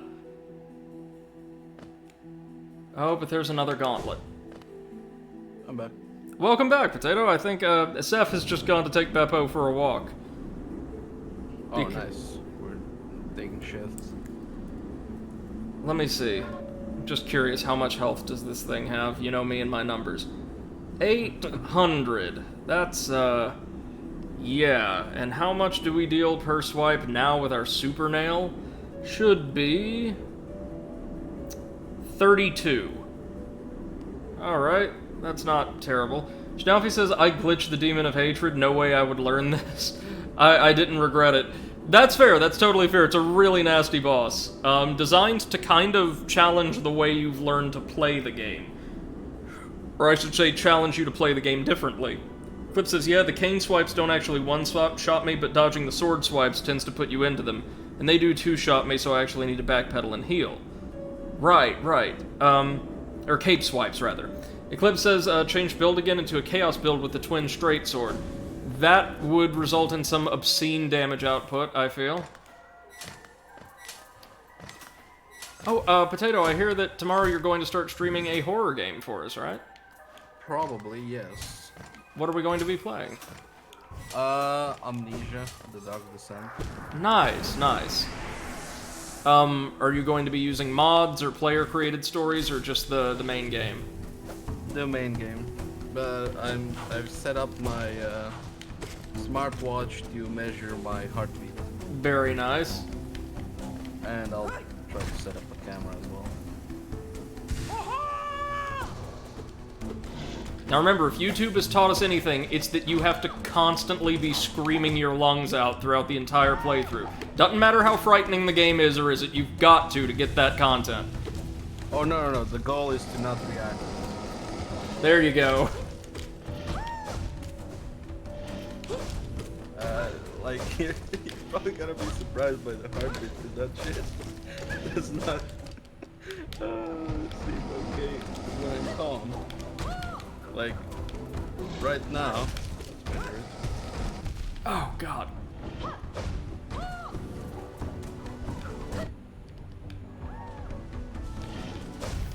Oh! 98. Oh, nice. Yeah, almost a perfect 100.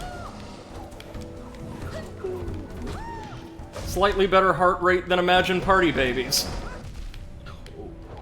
Oh! Fucking shit! I hate the pressure here. Like, if you get hit by one attack, you're just going to get juggled by everything else it does. In part because it's so big, like it doesn't look like a very large sprite, but it takes up a lot of space in that little room. Oh, God. It's okay, though. It is the... Aside from the bonus dream bosses, I want to say... Oh, and the boss at the end of the Coliseum of Fools. This is the last, The second to last boss we will encounter in the main game. There's the dream bosses... No, sorry. There's the boss of the Tower of Love. There's the bonus dream bosses, one of which was added by DLC, so there's going to be 4 in total of those. There's the Coliseum of Fools champion, and then it's just the final bosses. Then we get into the other DLC. So it's sensible that this is going to be really hard. Clip says, yeah, but sadly counterattacking Gale just doesn't seem to work, so the Leo ring is pointless, no matter how quickly you hit him after an attack. Yeah, again, I don't think you've done a run, or you may have by now, I'm not sure, with his actual weakness, but you said Frost has been really effective, so that's probably worth keeping around. Clip says, oh, you should have been there for my Spyro stream. I was getting pissed off. There's a boss that's a small pirate ship that circles an arena, and in the second phase it'll very happily hit you 4 times in a row with dodgy hitboxes, and you'll go from 100 to a 0 with no options. Yeah, crap hitboxes and stun locking are like staples of like bad or mediocre beat-em-up boss design. We know this to be true.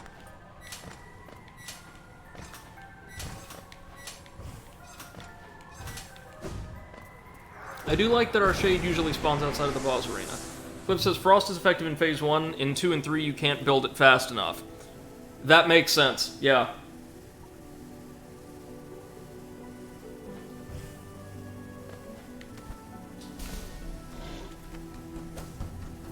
Again, his weakness might help you. I'm not sure, though. Depending on your playstyle. I mean, I love that we have help for this fight, don't get me wrong, I just wish that our help would actually help. draw aggro for us or something.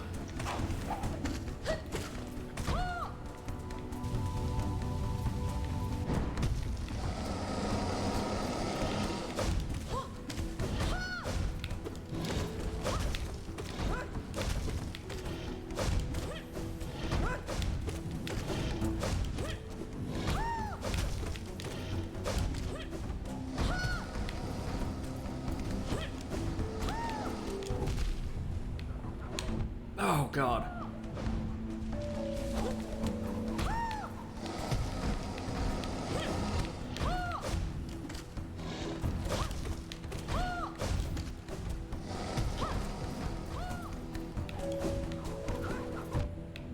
Oof. Just the movement arc on those.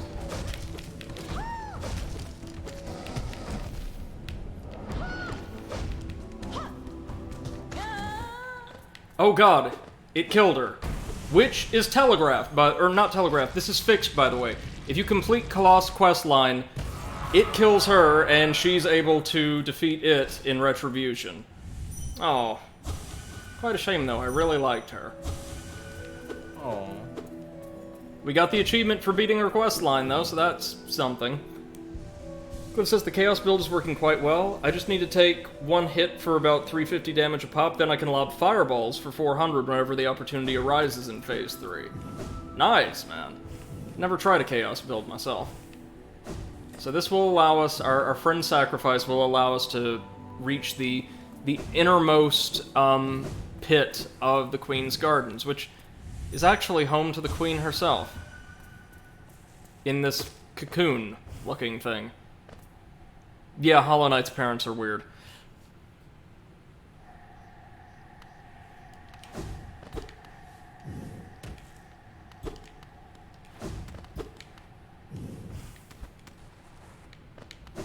So, let's see. Oh, I think she's in here. Yep. This is the Pale Lady, the Queen of Hallownest. Cliff says, want to level up a tad more to get 30-30? It's 26 out of 30 now. Started a Chaos build when I was just shoving points into anything but HP. I gotcha. Oh, one arrives. Far it walks to find me. Did it seek my aid? Or did the path carry it by chance to so pertinent a place? It's true. True that you were awaited. No, perhaps that's inaccurate. True one like you was awaited. I have a gift, held long for one of your kind, half of a whole. When united, great power is granted, and on the path ahead, great power it will need.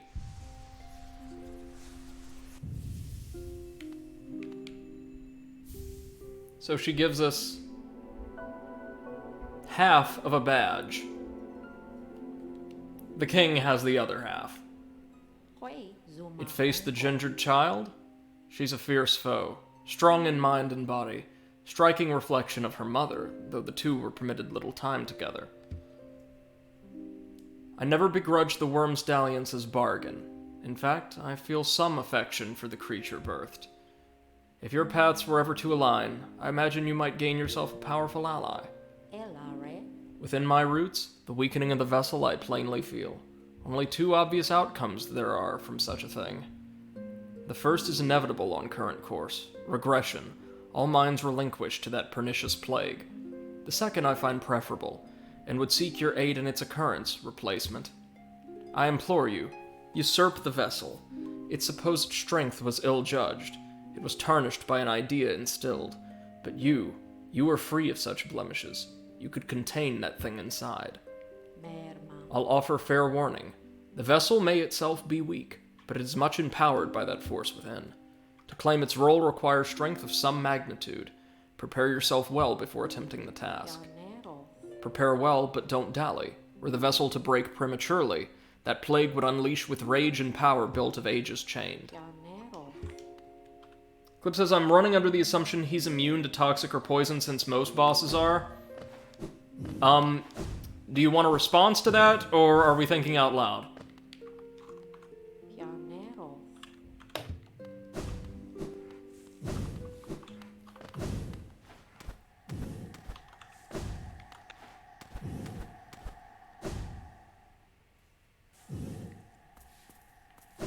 So, yeah, our mother isn't super affectionate because we're one of 1,000 soulless children birthed and thrown into the abyss so that we could one day act as a Matryoshka doll for a god, but she at least wants to help us. Clips is mostly thinking aloud for now. Okie dokie. Well, now that was something. A true battle of mighty warriors. So intense, so climactic. It's really everything I could have ever hoped for. Thanks for all your help, my friend. For a tiny bug, you set a valiant example. We'll meet again. I'm sure of it. Be on my way soon. Nola is waiting, and I'm done down here. Just savoring the moment a little longer. Alright. Goodbye. Oh, it's a shame. None of these creatures realize they're dead. Or maybe they're not. Maybe we'll run into her in bug heaven later. Once it puts us through bug hell in the post-game. Okay. Now I want to tackle the Tower of Love, which we can access most directly, from the King Station.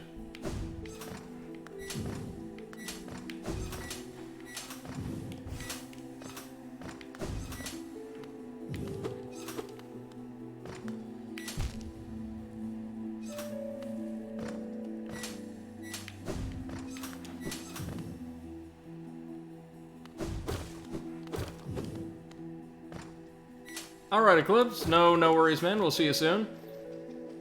We're just heading on to take on one of the other late-game bosses.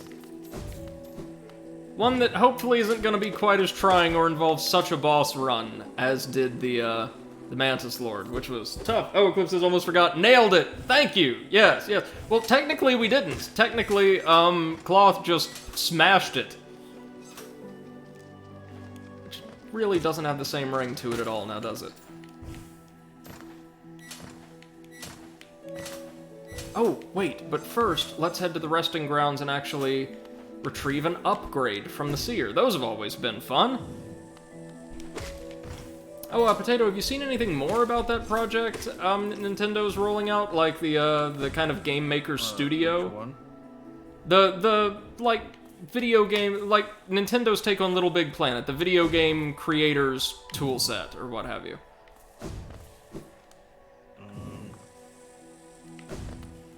No. The one that you said allows, I've seen information about it, I just forget its name, something Garage, something or another, that will allow players to create their own games so that Nintendo can immediately, like, send them cease and desist orders. Oh, that's something Chef was talking about. Oh, that's right. That's right. I can't imagine that's going to go over super well with the fans at this point. Eclipse has hammered it! There we go! Speaking of not going over well with fans, this Wednesday I think our podcast is going to be tackling Fallout 76. I think so. Oh man, I can't wait. I cannot wait. Have you played any of it yourself? No.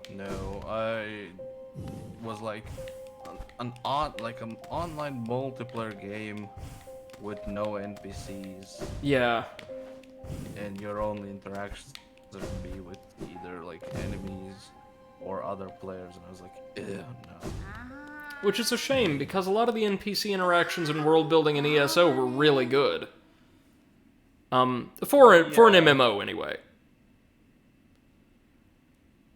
Yeah, they really effed that up. No, what I love about Fallout 76 is we've seen worse games and worse releases over the past few years, but I would argue there has not been a major AAA game released this console generation that has been more of a universal failure, as in where every single aspect of production, fundamental design, marketing, public relations, coding, like world design, all came out so horribly botched.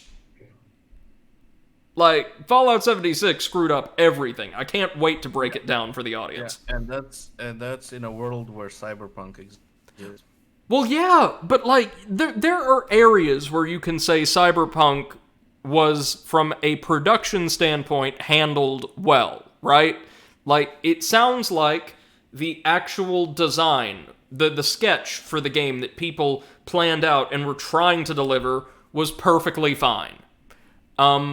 Some of the writing is perfectly fine. The voice acting is really good. Things like that. Fallout 76 at launch had not a single redeeming characteristic, except maybe a great theme song. But the canvas bags were pretty good, you gotta admit. Once they finally got to us, yeah. Let's see. Did they actually give people the canvas bags? After being held down and like having their teeth pulled out, yes. Oh, wasn't it like that in the bags you got the coins for the online shop or something like that? That was at first. That was their first attempt to rectify it. You got points or currency for the online shop that were not enough to buy a digital version of the bag for your character. Oh. Let's see. Wielder, you've returned. Let me have a look at the dream nail. The dream nail glows bright. It holds over 1,200 essence. Looking into it, I could see so many memories peering back at me. So many asking to be remembered. None of us can live forever, so we ask those who survive to remember us. Hold something in your mind and it lives on with you. But forget it and you seal it away forever. That is the only death that matters. So they say. Enough of that, though. Take this relic and come back to me with 1,500 essence. Go! Oh, an egg. We can turn that in for like 1,200 geo. That's not bad. Not bad at all. Now, we travel to the Tower of Love.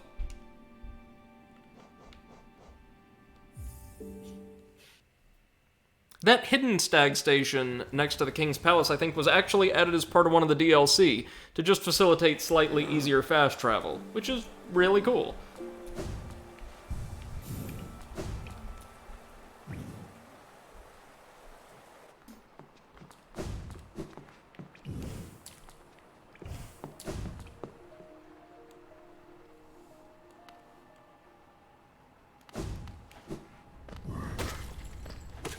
I can't wait to attempt the boss gauntlets, he says, knowing full well that he will probably despise them about an hour in.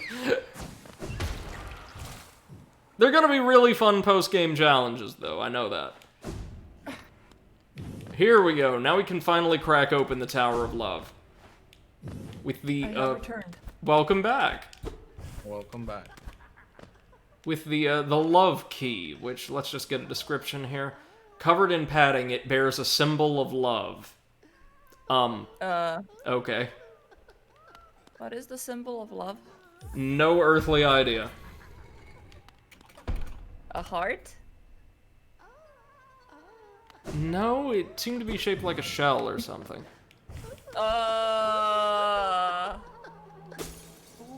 Or something. Really game.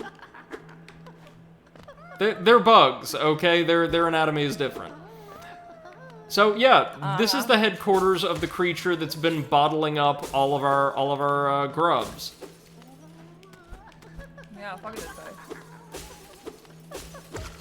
Not what you would expect from a Tower of Love, right?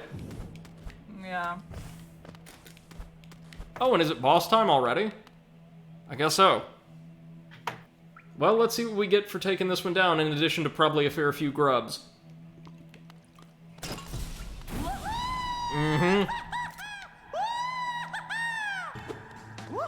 This is the Collector, implied to either be some kind of lizard, or a creature like ourselves. Or like ourself, I should say.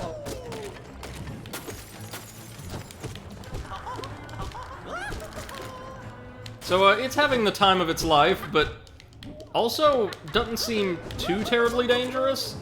It's just dropping butt bugs on us. Oh, damn it. It's another one where we can't really heal effectively because we're constantly going to be saturated in enemies. Oh! I was about to say, is it down? No, it was just stunned. Which was your chance to heal, but you decided to heal. Oh, well, lots of the bigger bosses don't seem to get stunned, so I wasn't expecting that. God.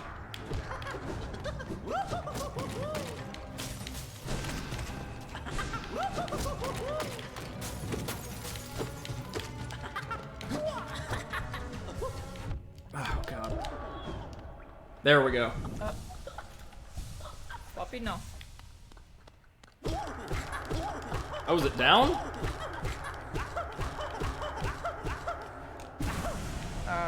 Yeah. Alright, nailed it. That was a fun fight. Pretty easy, but fun.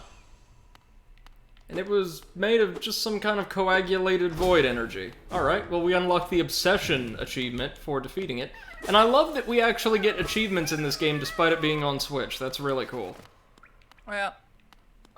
And we get to free a whole bunch of grubs and access the collector's map. Oh, it marks all of the grubs left in the world.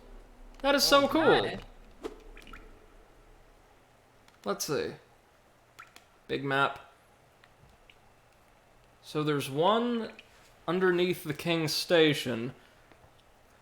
A lot of these are underground. One in Monomon's archives. Yeah, there's a fair few grubs we need to go through and collect still.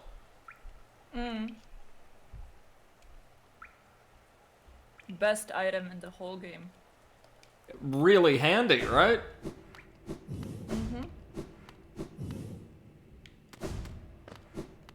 Yeah, for a late game boss, the collector itself wasn't bad at all. Thanks in large part to the god nail that we're wielding. Yeah. So with him down, I guess our next priority would be, well, obviously accessing the,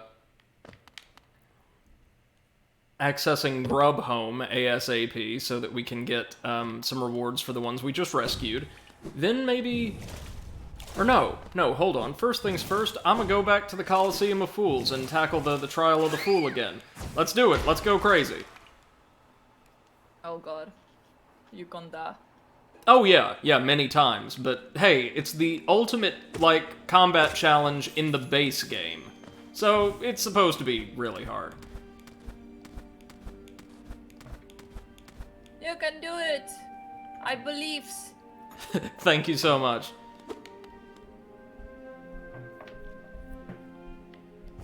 We'll also have to figure out a way into the hive itself, after we beat the main game.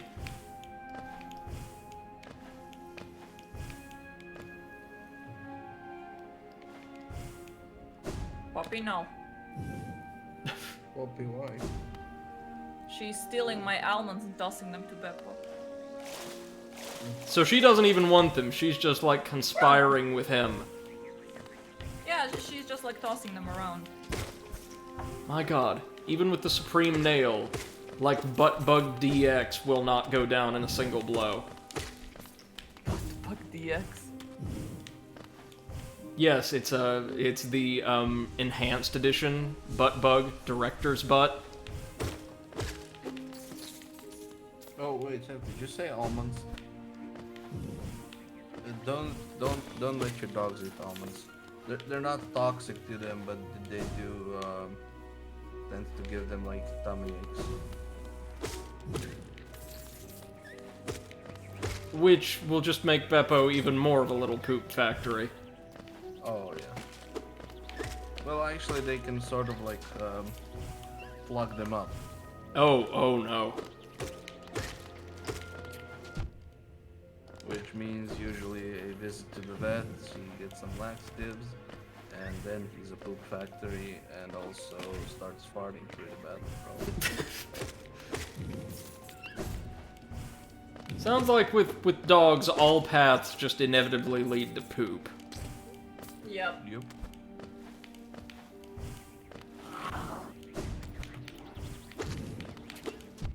Oh my god.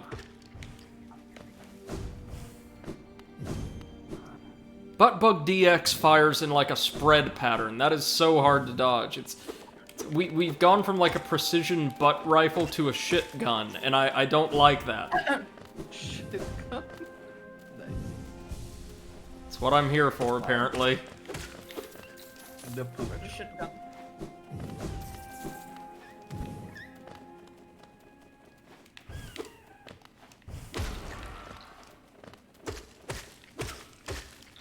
Give me all that geo. Which is a surprising amount for just random creatures to be guarding around. Turn around. I'm excited to continue our Dark Souls 2 playthrough. Mayhole. You were doing really, really well on the Pursuer, so I expect you to bring him down in no time flat. It was really fun. And don't forget, like in Dark Souls 3, the soul of just about every boss can be exchanged for unique weapons later on. Nice. So let's go attune to the bench down here and also choose our loadout. Y'all know this is gonna be rough. To the bench.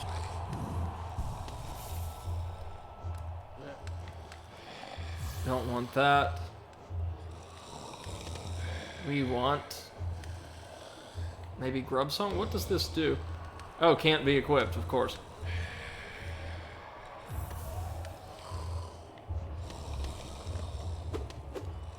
So we won't be getting near as much soul as we would with Soul Drinker and the like equipped, but we will instead be boasting obscene range and even more obscene damage. Let's be a fucking fool, y'all. Now I must go. My people need me.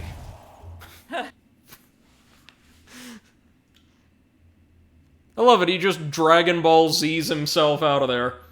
Yeah.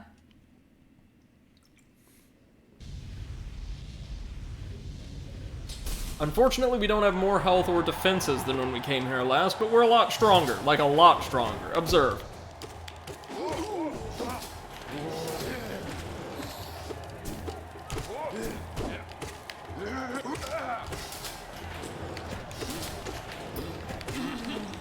Oh god, Butt Bug DX. No! So yeah, this match, is comprised, or this gauntlet, I should say, is comprised of a whopping 17 different phases, where a phase is not marked by a specific wave of enemies, but rather by a new configuration of the arena's platforms and traps. So we're still in phase 1 right now. Now we're into phase 2.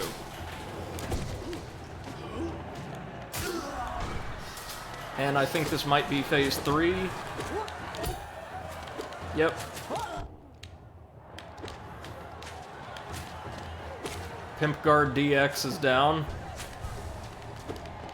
We are dealing way more damage, I could tell, which is just a tremendous boon.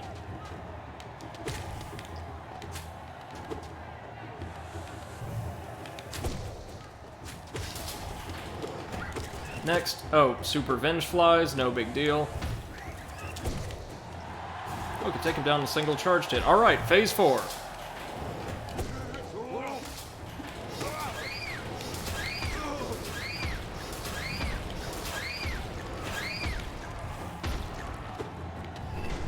And... oh, it's these suckers, right. Well, they're no big deal. Strange that the original variant, or the enemy they're based off of, only appears on, like, I think, was it one screen in the gardens? That's crazy. They're not really more dangerous, just, oh god, he says as he takes 3 hits from 1! 4! Fucking shit! Yep. It is but a flesh wound. These enemies are so easy most of the time. What's going on? You're a fool. Yeah, clearly. There we go. Fool. Now we get a few more of them to wail on.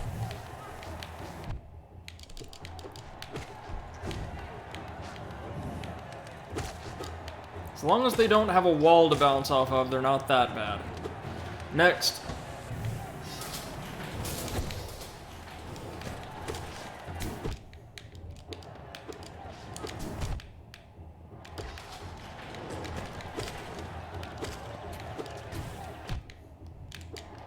Oh, God.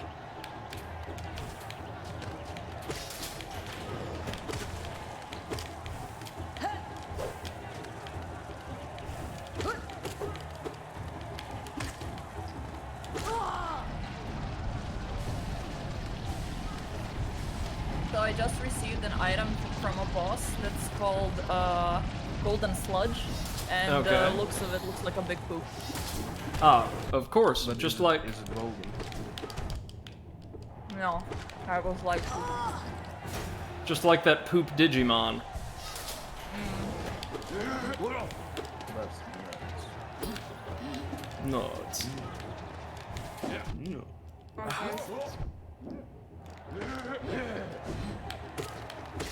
Friggin' butt bugs.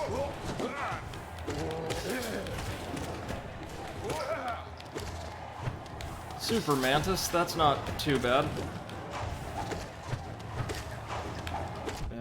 Superman. Oh my god, Wow, they should have Taylor, made that a you're thing. okay. Oh god, the damage, the damage.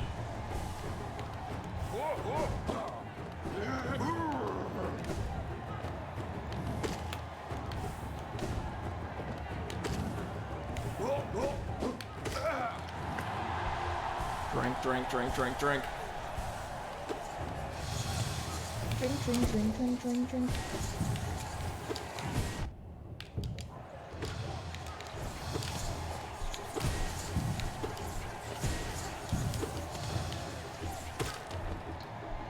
Alright, so here come the sorcerers.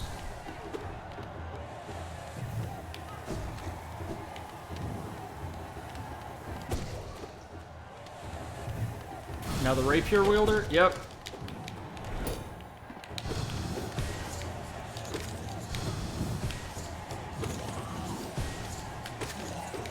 Okay, well at least they don't have much health compared to when we first encountered them. Now here comes the real challenge. Vault Masters.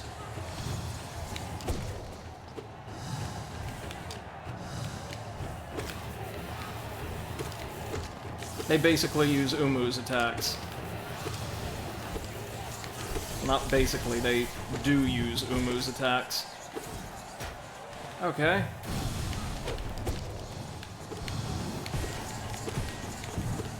Now one of these things and the wizards.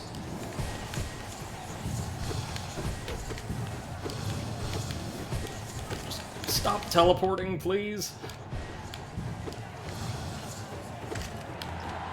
Okay, this is farther than we've made it before.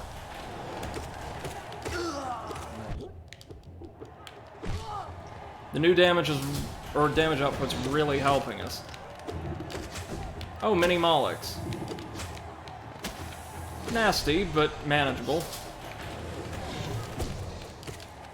Mini Moloch and Pimp Guard DX. Okay. Next. Oh, it's the Brooding Moloch, the mini-boss we fought early on in the game. And it's dead. Alright. Okay.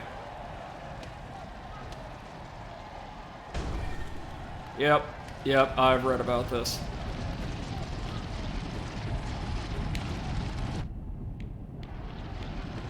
We have to position ourselves really tightly, but we can do this. That can't be it. Oh, it is? Now it's time for the aerial combat round. You know how much I love these.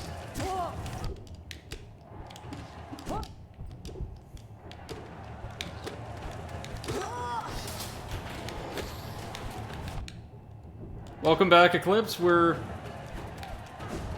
acting a fool once again.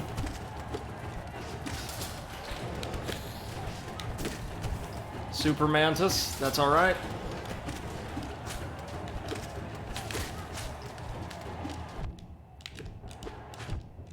Oh no, oh no.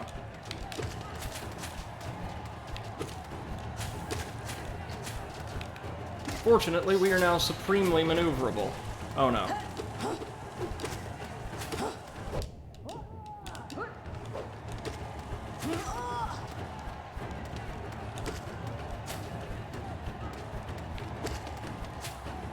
Come on, just go down.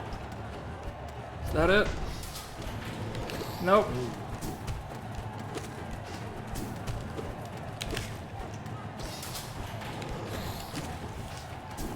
Ah! That was close. Son of a bitch! That was the last round before the floor opened up too, wasn't it? Let's see.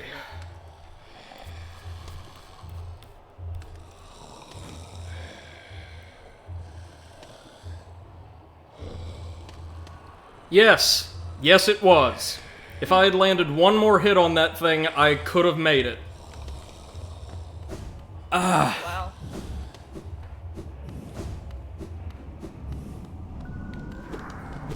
I hate those rounds. I cannot tell you how much I hate the rounds where they... The aerial combat doesn't bother me as much, I've gotten kind of used to it, but they just, again, completely remove your ability to heal, so you've got to do the whole thing in one round. Cliff says, damn, you were close, you got this? I know, because if we make it through that, it's 2 more rounds of perfectly standard combat than the boss. Which, I've been told, or rather I've read online, I should say, the boss of this tournament is disarmingly easy. Like, really, really easy, in fact. And given that the enemies in the Colosseum aren't that bad themselves, it's just the crazy combinations we have to fight them in, I'm inclined to believe that.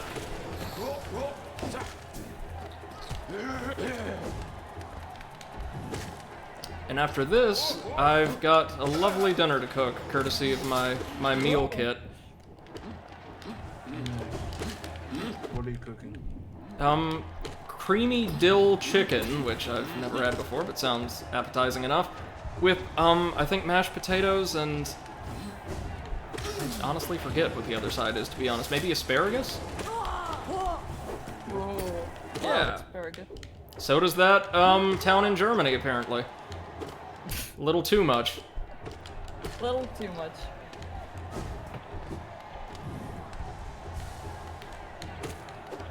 Clip says, I wonder if there's a mark that lets you have some kind of lifesteal, like that instantly heals us? I don't think so. There is a badge that allows us to, heal much more quickly, but equipping it would, like, detract from our damage output, which is what I'm using to survive all of the non-aerial rounds. I always find in games like this I have the easiest time, with combat, the faster I can take things off the board. Like, rush big threats down. I mean, anybody who's been watching this channel long enough, first of all, I'm sorry. Secondly, you know that my playstyle tends to be insanely aggressive in most games. It's not that I don't know the meaning of defense, it's just that I don't like the meaning of defense very much. I prefer evasion. The best defense is a good enough offense. Yeah, a mediocre offense. Defense is a violent offense.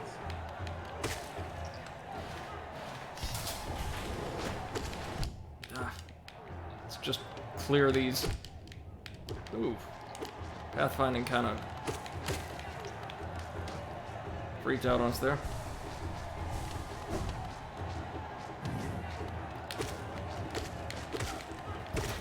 Someone who knows Hollow Knight better than I too in chat has said before, my playstyle is obscenely aggressive, which I'll believe. I just don't really see...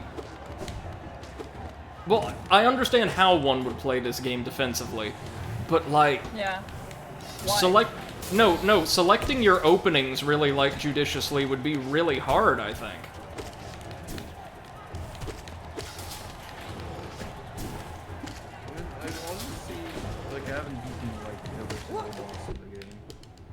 I've only seen maybe a couple of bosses where defense would help you. The really fast ones, usually, like Hornet the second go-round. Yeah. There we go. We've gotten to where we can dodge the Garpedes perfectly, that's something.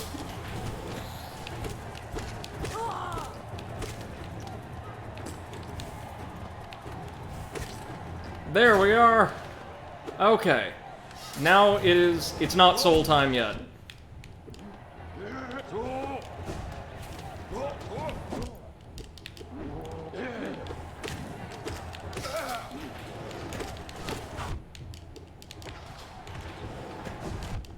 Oh god, we're just taking hits left, right, and center. That's not good.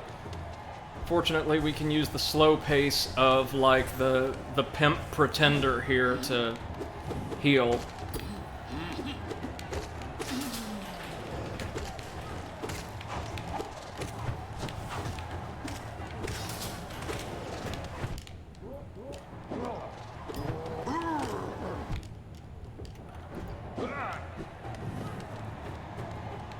These little worms are incredibly fast, believe it or not.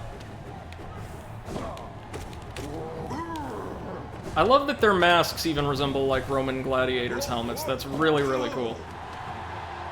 It's a minor thing, but very nice. Now come the sorcerers, I think. You follow a false god. There was only one soul master, and his name was Sam Cooke. Get out of my face. Oh, and then they turn into these little blobby fellas, I think, right? Rapier? Rapier?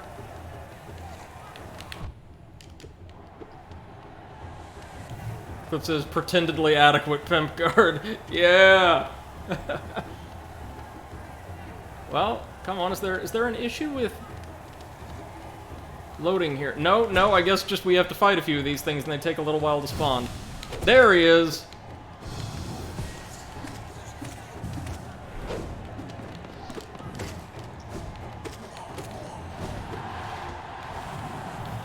Voltmaster now? Yep.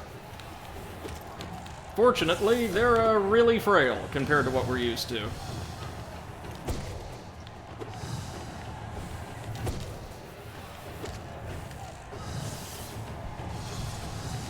Man, these wizards go down really easily thanks to our new and improved nail. Thanks, Home Depot! I thought that we were boycotting Home Depot. Oh, right, we are, yeah. For... Wait. Why? There was... Because Ben Shapiro... No, Ben Shapiro told us not to, yes. So that's why we are. Oh. Wasn't Home Depot a meme just because of, like, its theme song and the like, though? I have no clue, to be honest. Yeah, that asshole went in there about, like, a single plank, like, yes, the resistance. You gotta understand, that's the level of discourse we have to engage with. Yes. Oh, fucking shit. I mean, we...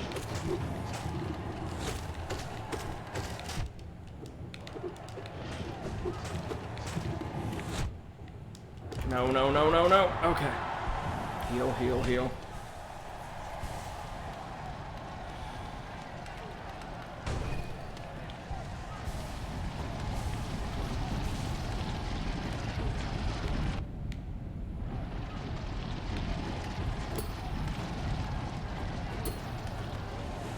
Okay, here comes the aerial combat round. Can we do it? I don't know. Our last round before the Garpedes was trash compared to the last attempt. Ugh.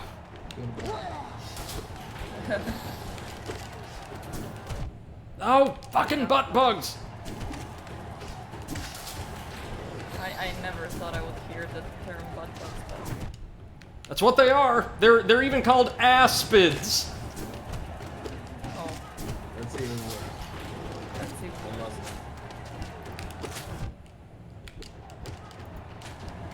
Oh, we're fucked. Royally. No, Rick.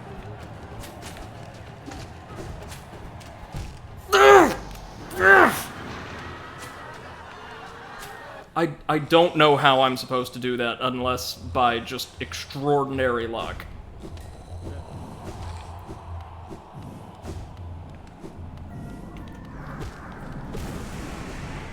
Clip says, funnily enough, doing this low vigor run has made me much more aggressive. Which you'd think would be the opposite, but if you can't ever outlast your opponent, you gotta shred them. No, that makes perfect sense to me. Like, fighting defensively would be way more tricky if you couldn't make a single mistake. The goal would be to get the runtime of the fight down as much as you could. Which is more or less what I'm trying to do here.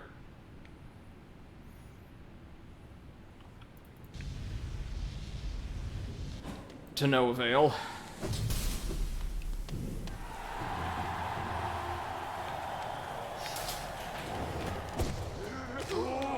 Wait a minute. I also have to remember, there's one more nail art I haven't really been using. The spin slash, and that's kind of why. But it is a part of our arsenal if we need it and can use it. Buttbug can even take a blow from the upgraded Soul Blast. That is insane.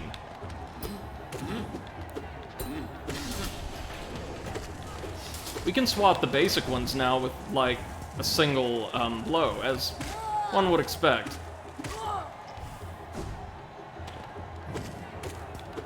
At least the Pimp Tenders are pretty fragile now.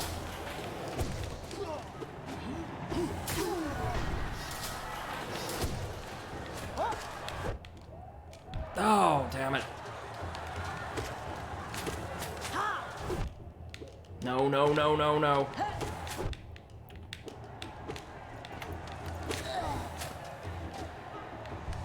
The trickiest thing about challenges like this is you're not really fighting the game beyond a point so much as your own temper, like trying not to make careless mistakes.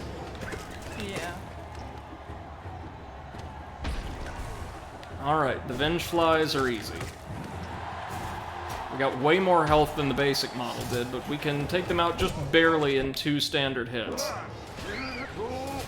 Alright, here come the bats.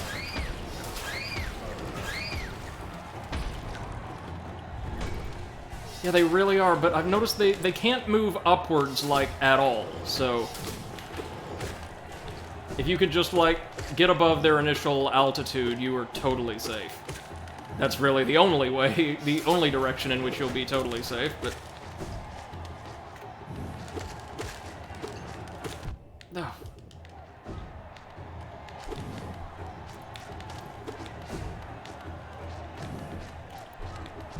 So the platforms are just to give these things more walls to spring off of horizontally, I think.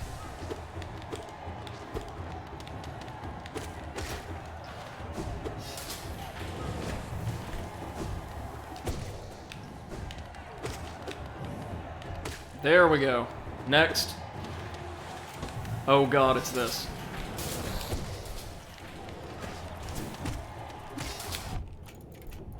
Oh, that butt bug hit us after dying. That sounds right. It is so rare, actually, in the Coliseum for a butt bug to spawn and not hit me. They just... Their spread is that obscenely accurate. Well, in my experience, it tends to be that I'm extremely accurate at hitting their, like... Oh, that too. That too, definitely. Like, every single time I hit the middle one. Well, it's because I've noticed with some, like, enemies' projectiles in this game, it's actually pretty sophisticated for AI in a Metroidvania. I think they lead you. Like, if you're in motion when they fire... the arc of their fire will be adjusted to, like, move ahead of your current position to, like, move with you.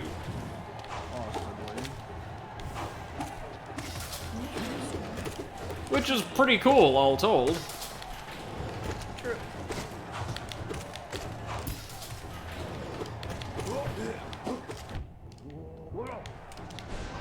Oh, really?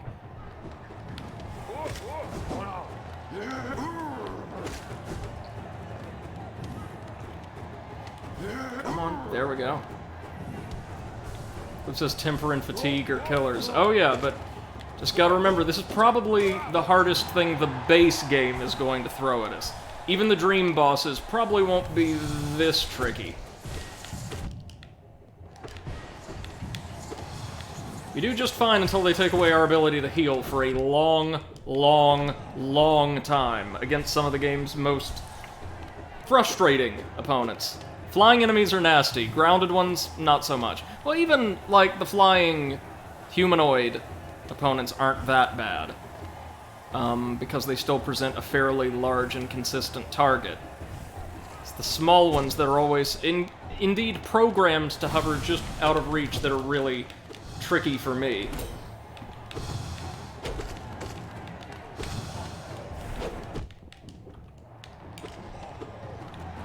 Okay, Voltmaster should be up next. And indeed, there he is.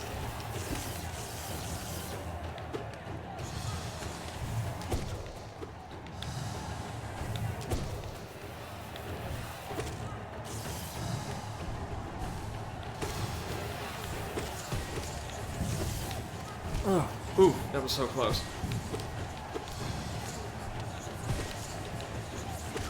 I wish there were a way to, like, deflect or reflect projectiles, but sadly, no.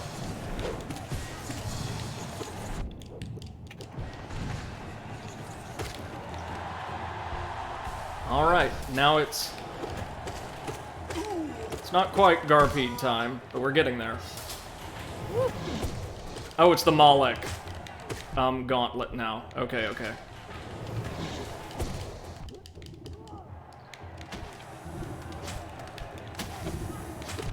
Oh, God.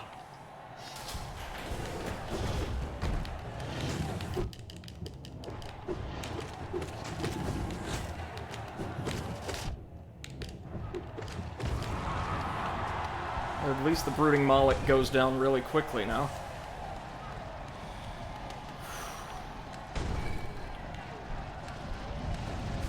Says you got this. Thank you. I hope so. Space there is so tight, but those guys aren't bad at all. It's all of this that I'm really afraid of. Okay, we're going to start with the mosquitoes, right? Yeah. Mosquitoes and Pimp Guard. Pimp Guard! Simp Guard.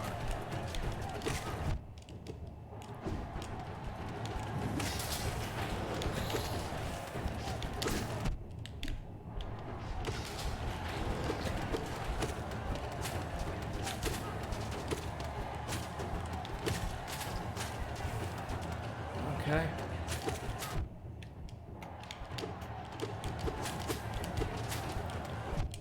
Jesus Christ.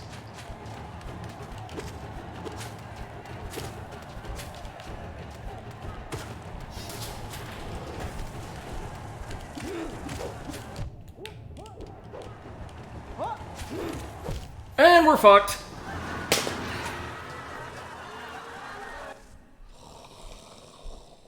Oh my god.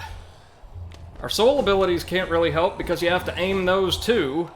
And one of them, the ground pound, would be completely useless because it'd drive us straight into the spikes. Oh god, are there any badges that would help with this?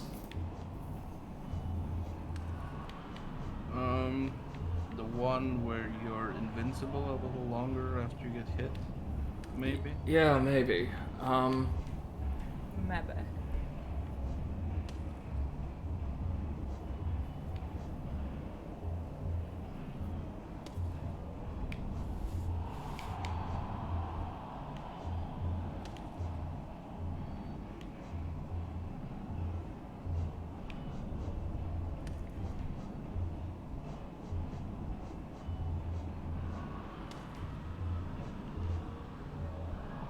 Yeah, Stalwart Shell, maybe. Or if we just want to swap out one, maybe we could equip something like Thorns of Agony.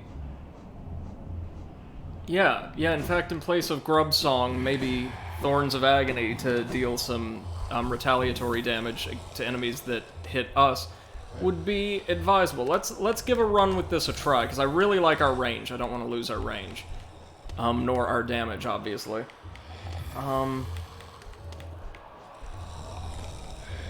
Yeah, let's see. Alrighty. How much damage does it deal as well, by the way? If it's like 3 or 4, that's pointless, but...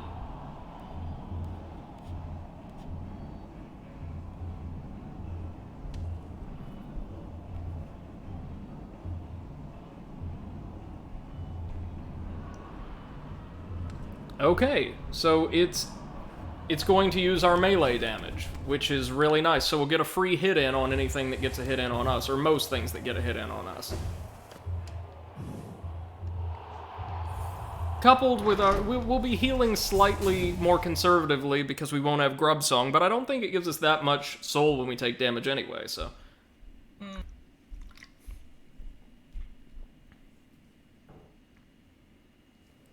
Then after this, it's just on to the dream bosses, and we'll be all set for the end game.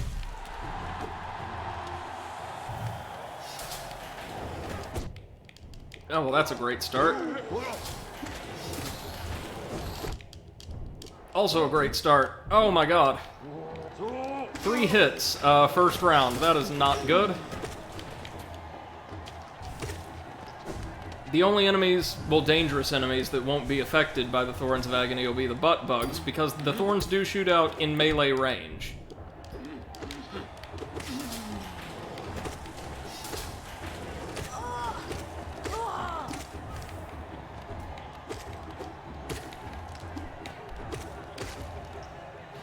Okay.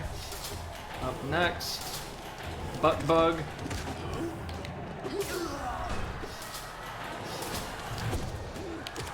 And... oh my god. Kinda sorta bees.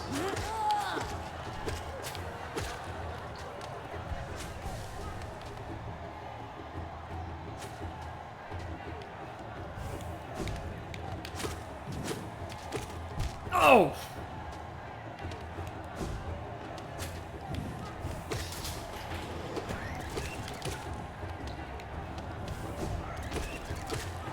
There we are.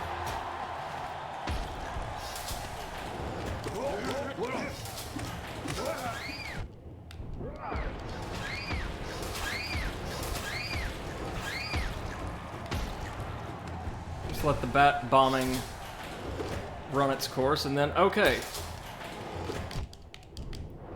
Couldn't have positioned myself better to be hit by that if I tried.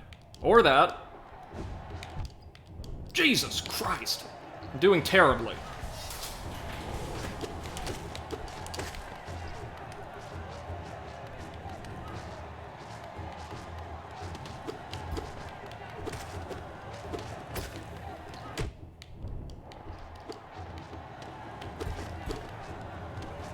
At least the Thorns of Agony are really getting a workout.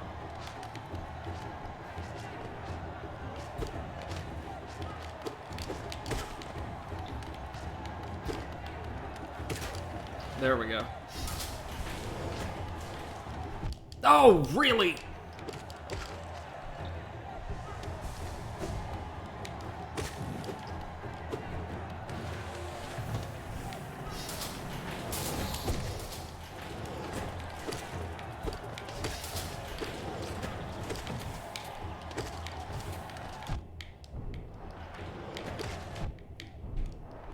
You got this! No, I fucking don't. This is incredibly hard.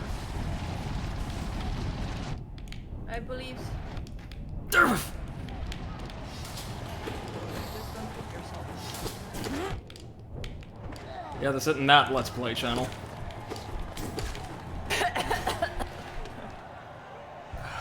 God damn it.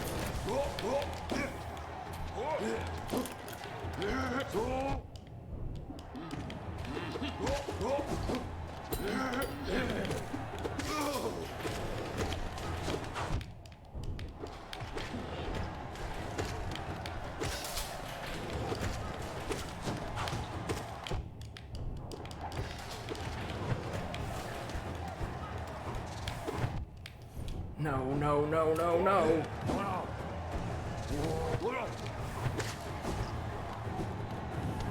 Well, this is our worst run of the day so far. Aww. By a country mile, too. This is terrible. Not. There we go. 1, 2. Oh, really?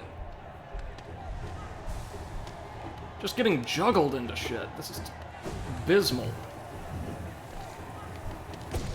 Without our healing, we really needed to be on top of things this round. One more should spawn over here.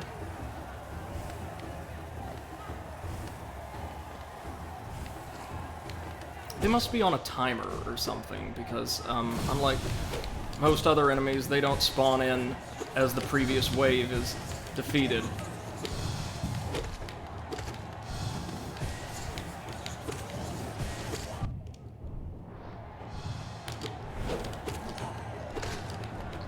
Alright. Boss is down. The Volt Master time. Or oh! Come on, man. Well.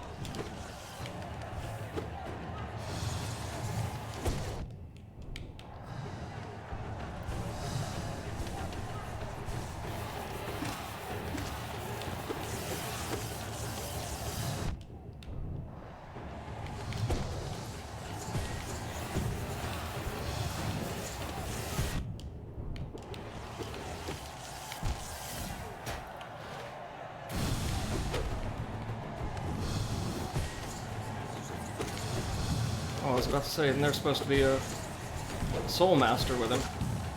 And there is.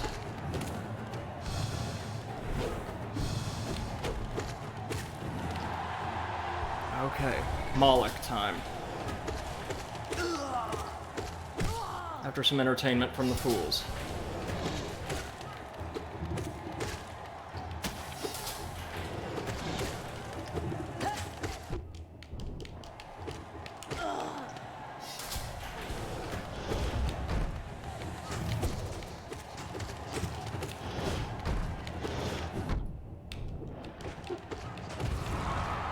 Okay. We're going to have full or near full health going into the aerial round. That is very good. Unfortunately, most of the enemies there have smaller health pools. Small enough that our thorns might make a difference? I'm not sure, but I certainly hope so. Okay. Let's see what we can do here.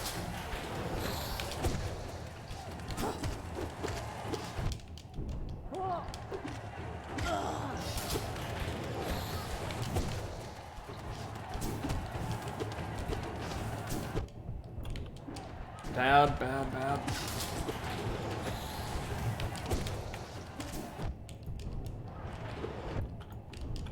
Really bad.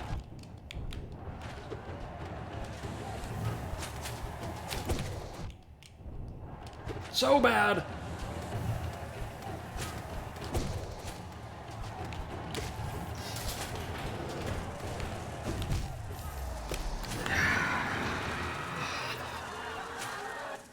How on earth are we expected to do that? I haven't the foggiest. Just perfectly, I suppose.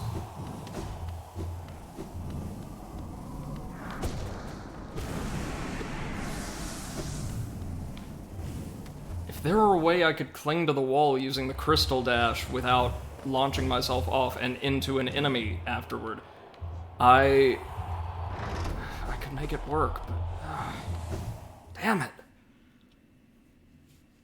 It's not the whole challenge either. As you've seen, we've been doing just fine until they take away my ability to heal altogether. Yeah. And replace it with, or place us up against several of the most mobile enemies in the game with virtually all of our locomotion taken away. It's a handicap round, or a series of them rather, and I am not doing well at all. And I'm sorry, I know this is not entertaining to watch, but Schnaufy says, finally, second Cyber Shadow playthrough done. Congratulations. Nice. Good job. Cut the time in half. Are you... Yeah, you were talking about speedrunning it, perhaps, right? Eclipse says, I don't think the length of the challenge up to that point helps either. Right. If it was like the second tourney and the aerial combat round was kind of early on and would exclude anything past that point, I'm not gonna say it'd be fine, but it'd be way more tolerable than this. Like, I did look at a roster really quickly, in between some of these furious failed attempts. Jesus fucking Christ! Ugh. I'm doing worse and worse every time. Somehow. And there is all of one round between us and the boss after that, and it's just regular bugs again. No gimmicks, no spikes, no nothing. It's just a bunch of, like, the little spiders and gladiators. In other words, something of a cooldown to give you enough soul for the boss.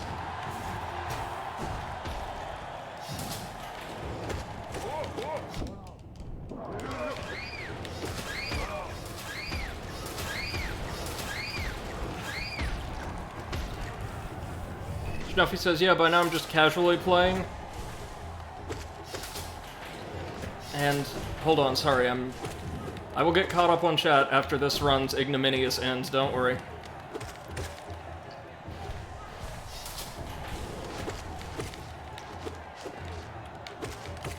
Now I know why this arena had a reputation for being, like, punishingly difficult.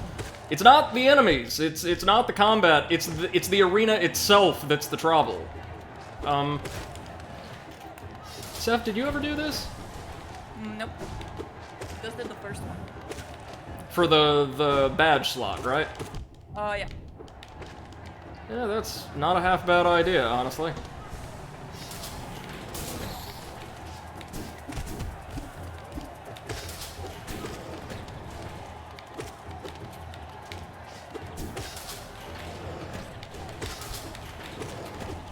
Okay, so, when possible, for butt bug, don't act. Jesus Christ. Don't act, react.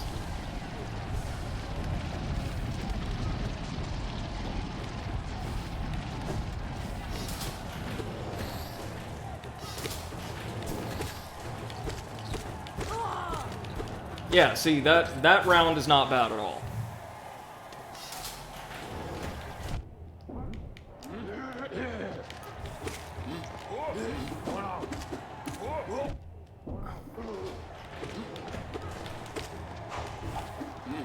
And then back in. Welcome back. Still in hell.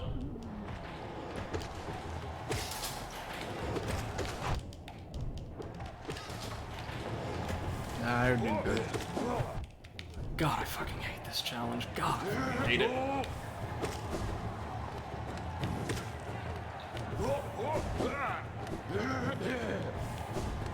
Not because of again, these guys either. They're just fine.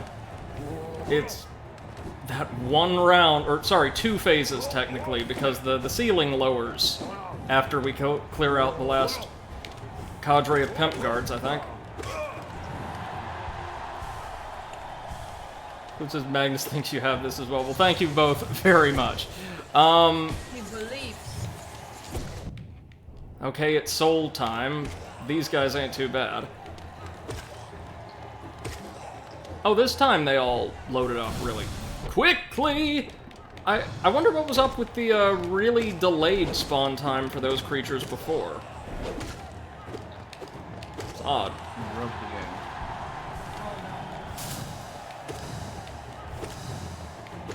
No, this isn't, Hello Night. Bit of a stretch. Yes. Figured as much. A for effort, though. Thank you. Yeah. Maybe hollow point. There you go! It's an Enter the Gungeon spin-off about a sentient armor-piercing round. Nice.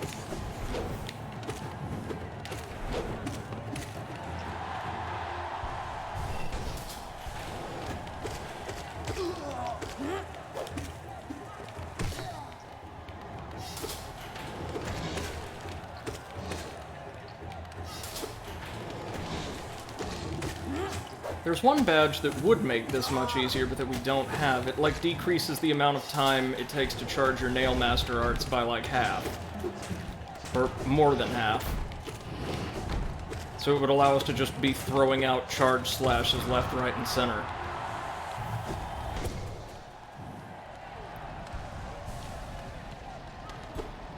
Maybe you should go and get it? Oh, no idea where it is, honestly. I'm not sure if I have it. It might be one of Leg Eater's badges, I don't know.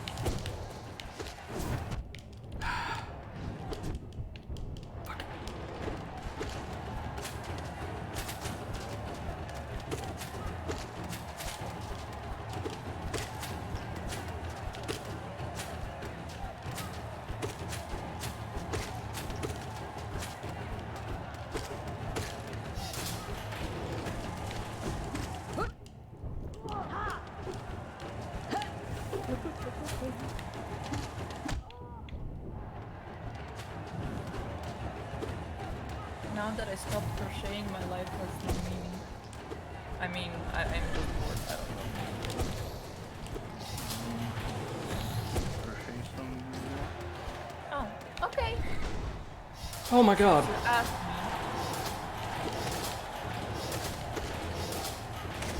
Well, the spiders are trying, I think. Yup.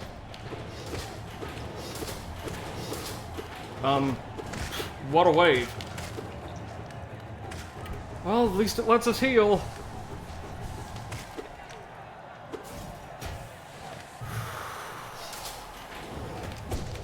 Hey, guys. Golly gee, I've missed you.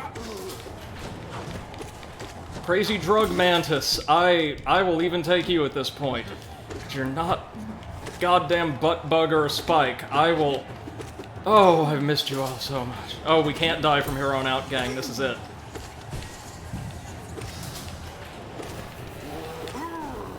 So Volt Masters, these electrical wizards with Umu's moveset, don't show up anywhere else. Just in the Colosseum of Fools, oddly enough.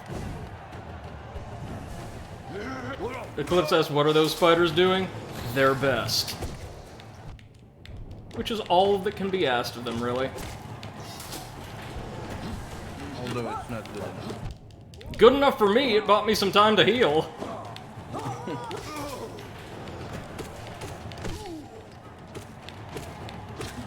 Can't die at the boss, can't die at the boss, can't die at the boss. Come on, come on, come on, come on. Oh god, hands are just pouring sweat right now. Here we go. Time for the arena champion to make its entrance, the God Tamer.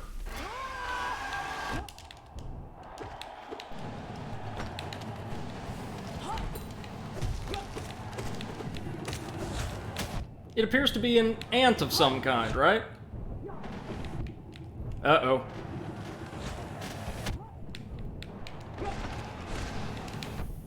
No! Uh-oh.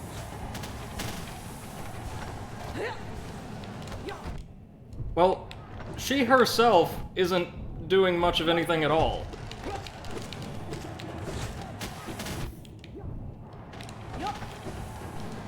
No!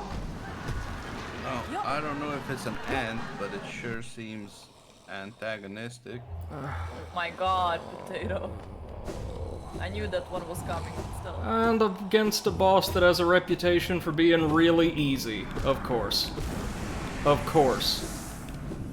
You know what it is? I have trouble with the roly bouncy enemies, and I have trouble with anything that spits corruption. That motherfucker does both. Fucking motherfucker. We're not doing this right now. I'm coming back when we've expanded our health bar at the very least. We're gonna close off today by tackling some dream bosses. They're gonna be hard, but at least they're singular fights. Now, from what I've heard, the easiest one, and so the place where we should probably start, is Soul Master again. And that makes sense. I can't see... I mean, it being much faster will be a problem. But I can't see that fight being much more complicated than it already was.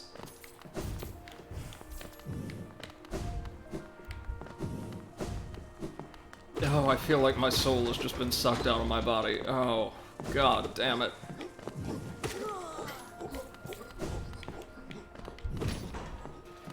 It's just a little preview of what the Pantheons are gonna be like, that but with boss fights, or... Hell, to close out the day after taking down one or two of the dream bosses, we might do the Pantheon, the one Pantheon that's available to us. Why not? Let's end the day right with some accomplishment. Ugh. Yeah.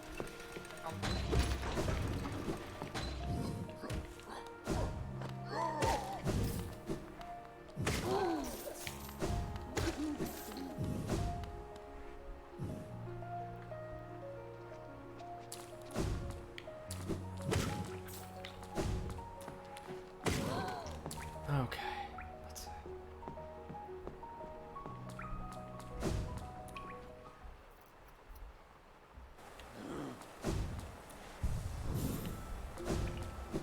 So the first place we want to go is Well, the storerooms, honestly. Flip says, how many upgrades does your nail have? The max. As far as a melee build can go, by my knowledge, we are as powerful per swing as we're ever gonna get. How much health? Well, we didn't deal any damage, it just juggled us to death, but... God Tamer... Oh, shit. What? It has practically no health. We were within a hair's breadth, and they have separate health bars. We were within a hair's breadth of killing the beast that was causing all the issues. Damn it. Go back and do it. Do it. Not right now. God, no. I am completely broken. I'm not doing that. I'm getting some more Dream Essence because the Seer can give us more goodies, and that's still something we can accomplish today. Okay, so we're in the storerooms. I don't have my compass active right now, so... Going to have to drop down. Down we go. Yeah, combined, the two of them have just a little more health than the Mantis King did.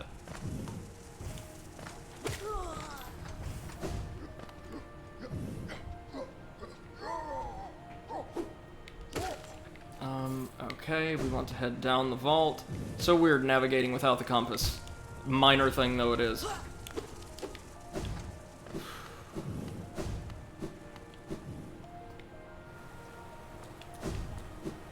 And I have no illusions. What's coming up is also going to be very, very hard, but we can do it. I imagine Soulmaster on crack is just going to be obscenely fast, and that's going to be the main distinction. Flip says, you got this. Thank you, thank you. We're going to try to take out 1 or 2 of the bonus dream bosses today, get some upgrades, then go challenge the one Pantheon or boss gauntlet that's available to us in Godhome. The Pantheon of the Warrior, what have it. I was hoping to save that for, like, their own streams, but I want to accomplish some kind of major combat challenge today. Oh, wait, no, that's Lurian Spire. Wrong way, wrong way, wrong way. Soul Sanctum's to the right of us, okay.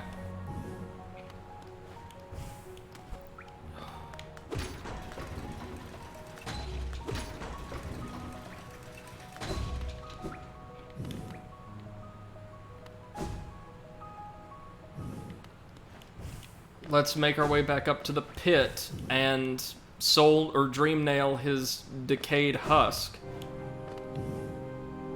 His butt. Yeah, more or less. No. That's the idea.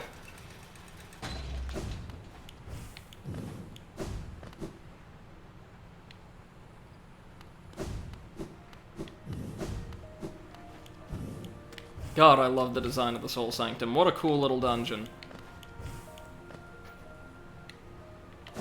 Or no, this is just where we found the snail. We've got to go around the long way, it seems. We have to fight this. We have to fight the, like, failed Hollow Knight shell in the Ancient Basin again. That one's going to be pretty tough. And then we've already seen what becomes of the False Knight. Becomes just really, really, really, really fast. No, this is also the wrong way. Well, where are we supposed to go, then? Oh, through here? No? Oh, we just went the wrong way in the atrium. Okay. Ding.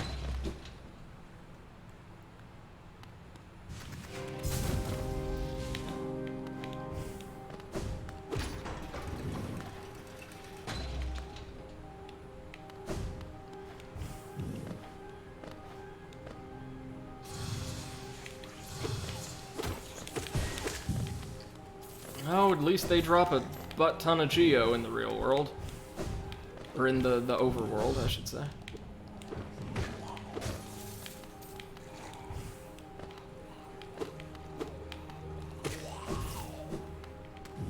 How's Monster Hunter going, Seth? Oh, I stopped playing it. It went on my nerves. There you go. Are you rank 8 yet? Yes. Still going on my nerves, though. Do we know how many ranks there are? Like 10? No idea.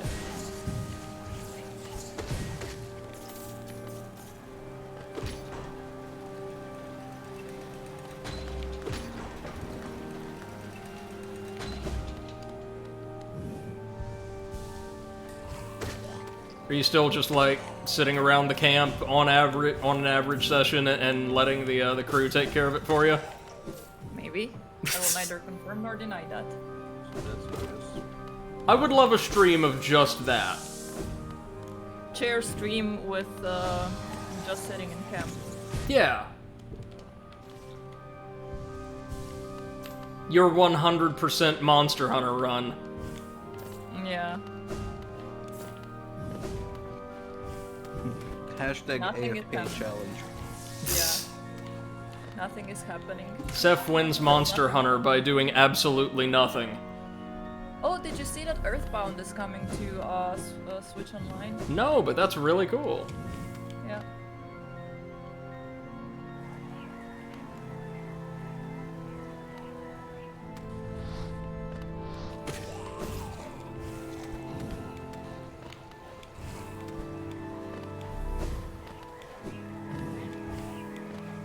Do we know when exactly? Unfortunately, no. Have you ever played Earthbound? Nope. But I really wanted to because I heard a lot of good stuff. So. Yeah, it's really nice. Okay, let's do this to ourselves.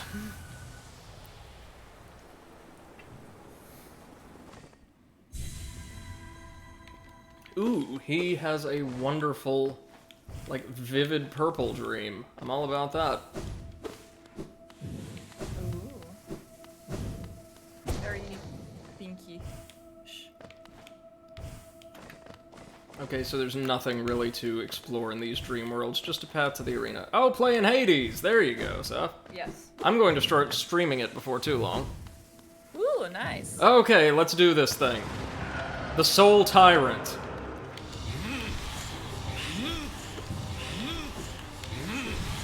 Yeah, he's just a lot faster.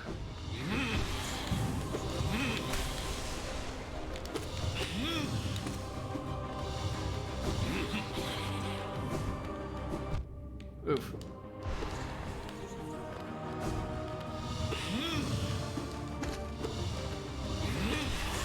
And he's like faking us out a lot more.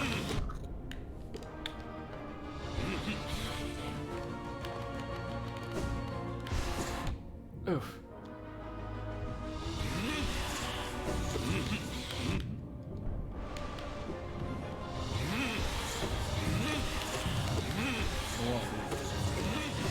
Yeah. About, what, maybe not quite double speed? No, not double, but at least 50%. Yeah. Yep.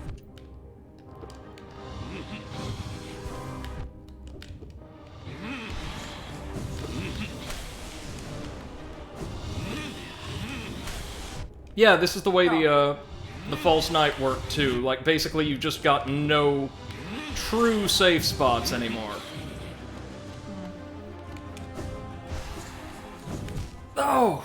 Fuck. Looks really hard. There's just no opportunity to hit him.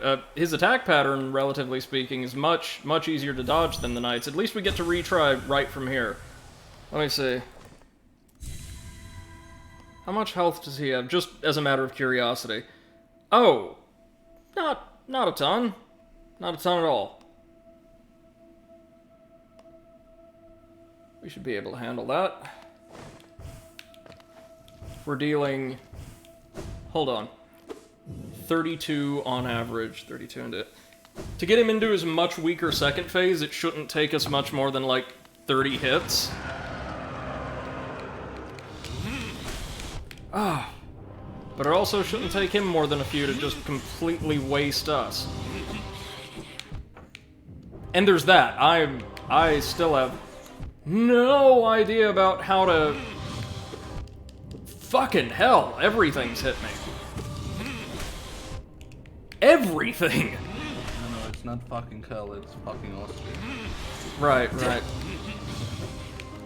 Oh my god. Wow. Oh, we just got mulched. We hit him like twice. It's amazing, like nothing changed but the speed. It's amazing how much difference that can really make. Because you think, oh, this was nothing, right, the first time around. We know these moves, and we do. They're just coming out non-stop now. The original Soul Master, I want to say, like, would still fake you out with teleports and the like, but was pretty slow.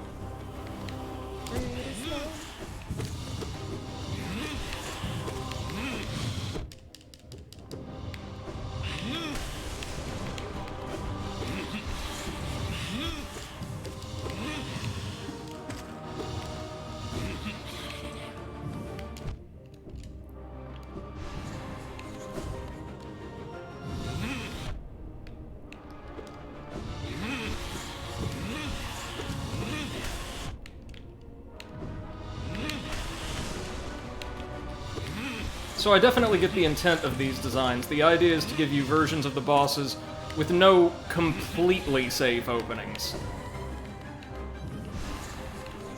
And that's certainly a way to do a challenge. Yeah, just make it harder.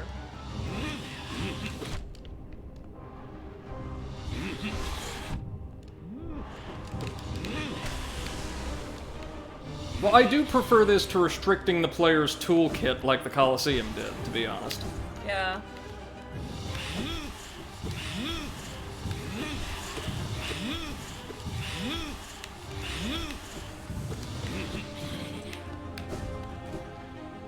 Let's go ahead and drink up. Okay, phase 2. I think. Nope.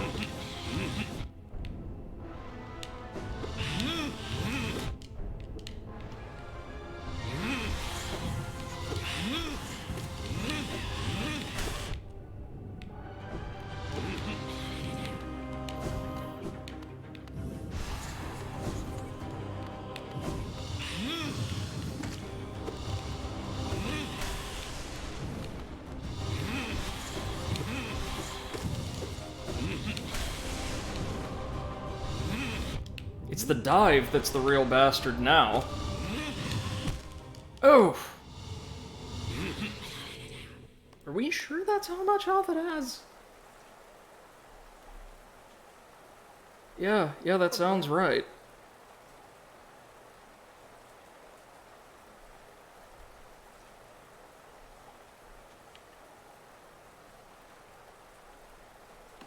Okay.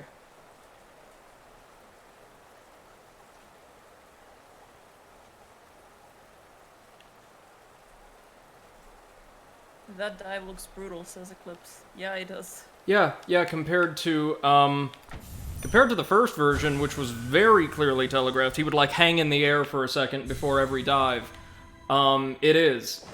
We're getting it though. That was clearly a much better run. The only time he's really wide open is whenever he's casting one of the orbs from the ground. Like that.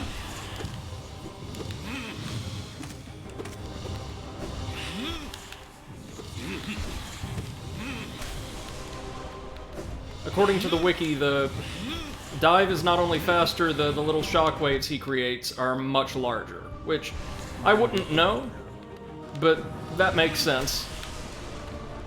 What was that, Potato? They do seem larger. So Yeah. Possibly, yeah. Because normally they're about the same size as your shockwaves, right?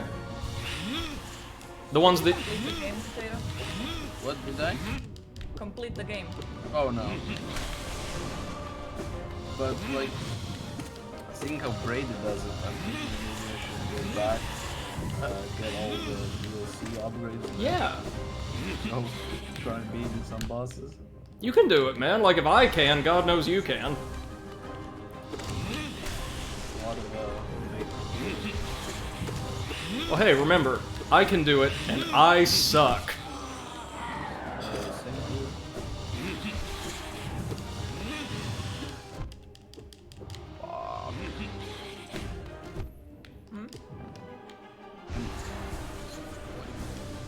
according to the wiki, like I did take a look at their strategy section, that is a good time to heal, and they ain't half wrong. If you dodge those orbs perfectly when he sends them out in like the H shape, you're good. In theory. Yeah. There we go, phase 2. Now all we have to do is hit him about 10 more times.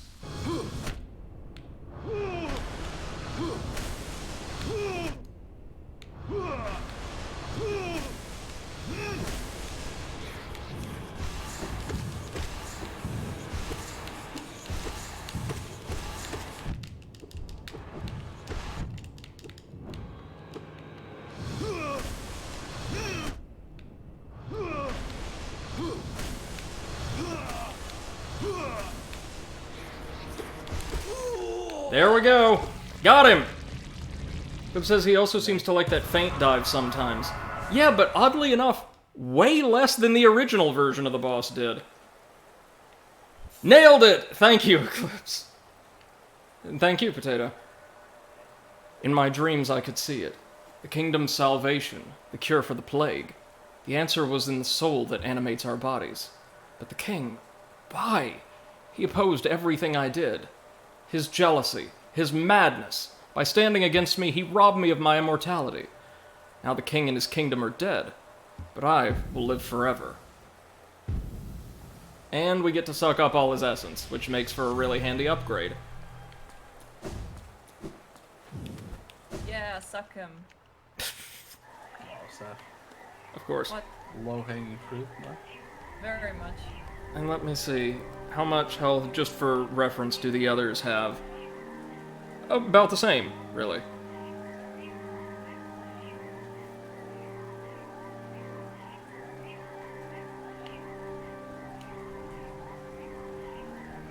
Okay. Flip says, your essence is mine. Yes, indeed. Oh god, and of course we get juggled by the nasties immediately outside. But we got it. The Soul Master is down. And with that, we can go pick up a shiny new upgrade, maybe tackle one more Dream Boss, and then the Pantheon to conclude today's stream. And each Pantheon is comprised, obviously, of a gauntlet of bosses we've already faced, but concludes in a brand spanking shiny new boss. All of which, or most of which, I believe, were originally intended to be incorporated into the base game, but had to be cut for various reasons.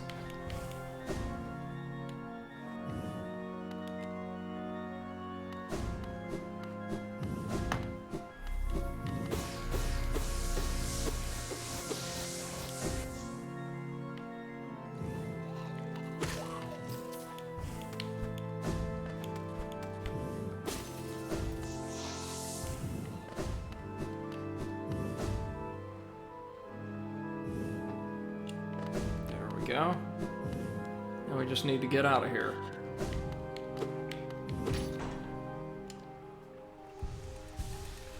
The second Dream Boss we'll attempt fighting today, after getting our upgrade from the Seer, of course, is one added by the first DLC, which added, really of substance. I think the Hidden Stag Station in Ancient Basin, and 2 new Dream Bosses, one of which was actually not based on a boss we fought over the course of the main campaign, and was unique in that regard.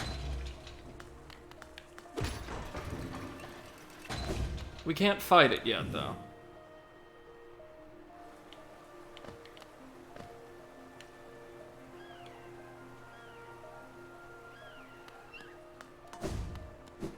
Now we want to head up to the Stag Station. Or no, it was the other way. We would have just kept going on. Sorry, I have the hardest time navigating this area for whatever reason.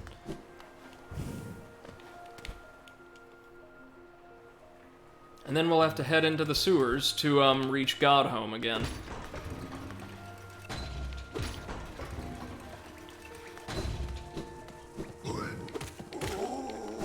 Man, only 2 hits to take down a Super Pimp Guard. That's pretty good. Super Pimp Guard. Pimp Guard Plus. Aw. Hey, Beppo. Pimp Guard Supreme. Indeed. Pimp guards who have become, like, really shitty social media influencers.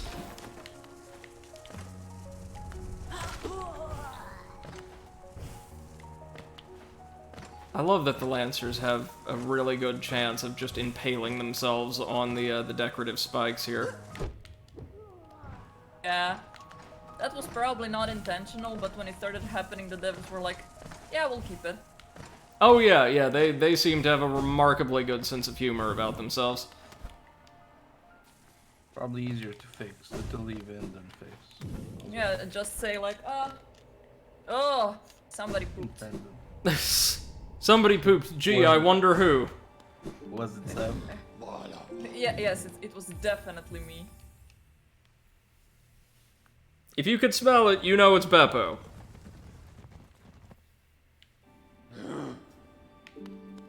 What's worrying me is that I saw him come from under the bed. Oh no. Oh. Now there are monsters under the bed. Oh yeah. Where did you do? More than 1,500 essence. Take this gift. May it grant you strength and help you to collect the essence of this world. Oh, mask fragment. That's handy. That's really handy. Indeed.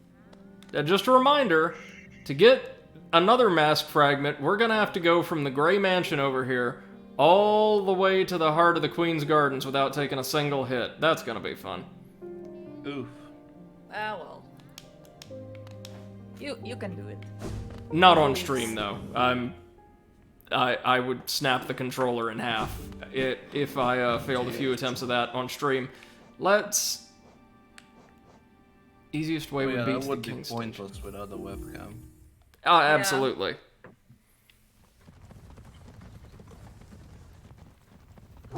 Now we're gonna head into the sewers to tackle a couple, well, our You dream already boss. pooped. Sorry, arguing with Beppo. Of course. To tackle our dream boss and then maybe the Pantheon, provided we can do it. What is it? You wanna go up? Did he poop under the bed? No, he pooped next to the TV. Okay, much better. Yeah. I guess. All the shit is anyway.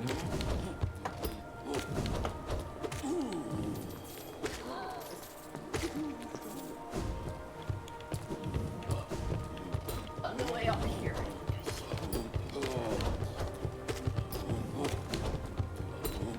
You're a good baby. We can even take down the perfectly ultimate pimp guards in just a few swings. I do love to see that. Not gonna lie. We might actually do the failed champion last out of these optional dream bosses, given how daunting it was and how much friggin' health that thing's gonna have. The broken vessel down in the ancient basin apparently has a little bit less health than Soulmaster did, so we could probably handle that. Flip says, perfectly ultimate pimp guards got power crept. I know, and it feels so good. Remember how long it took to take down just one of those earlier in the playthrough? I do like that, a really palpable sense of growing strength as you progress through the game. Now, let me see. Our boss, our dream boss should be down and to the right.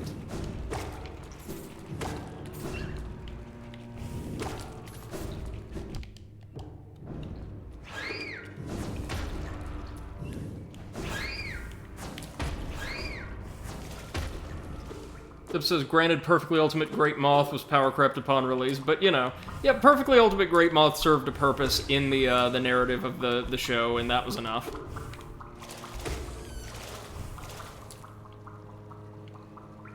Oh wait, no, we've got to go down and around, never mind. Damn sewers and their lack of open-ended world design. Alright, we're in the fluke tunnels now, so we just want to go right and then up. You probably already know who we're going for.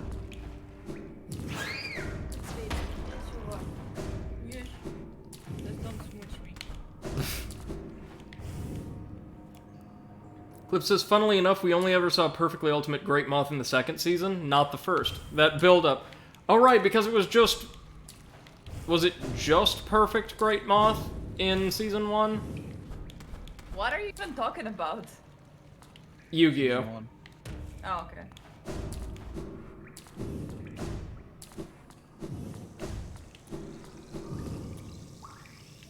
Yes, welcome. Welcome to the crap tunnels. You're at it, put crap words. Where is the crap man, though?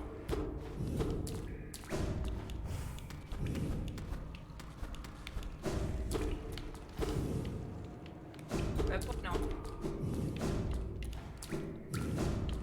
Cliff says it was just Great Moth. It was stopped early. Alright. 2600 beat stick that took 4 times more setup than slapping down a Blue Eyes. Right, right. Yeah, but in the series, you know, you don't have to follow the rules, so it's easier. Yeah, absolutely. Especially in Season 1. Yeah, and if you're Kaiba, you just don't need to follow any rules ever. Because you have money. Yes. Oof.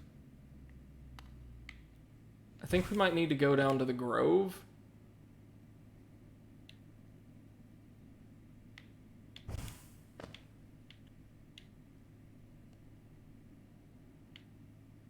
Oh god.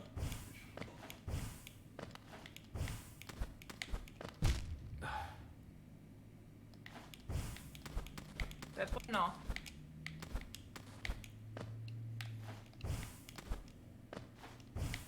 Let's see, let's just get back up to the sewers.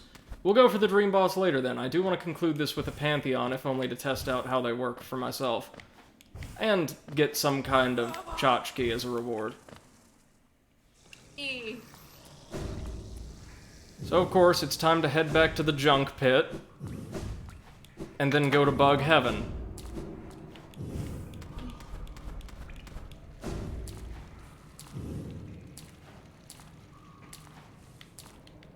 This says they still haven't made a normal monster as strong as Blue Eyes. Really? Ah, off the top of my head, I don't think so. I think you're right. Did they make any sort of cards in the last few years that was just a monster without any sort of effect? Oh yeah, they do sometimes put in like normal monsters. But they're nobody generally played them. there's a couple that are like you need to use one of those to synchro summon a powerful one or link summon. Right, they're like fusion or summon material, essentially. Yeah. Clip says 2950 is as strong as it goes. It's interesting.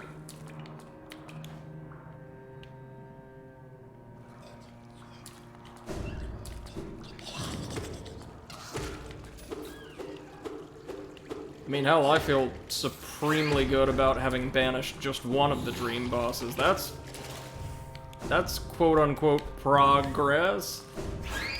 Progress.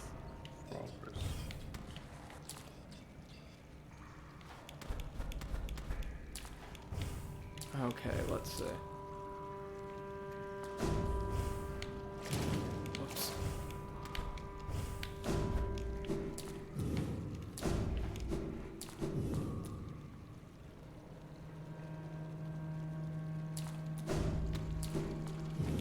Was it down and to the right then? Might have been. Oh, navigating sewers is always so much fun.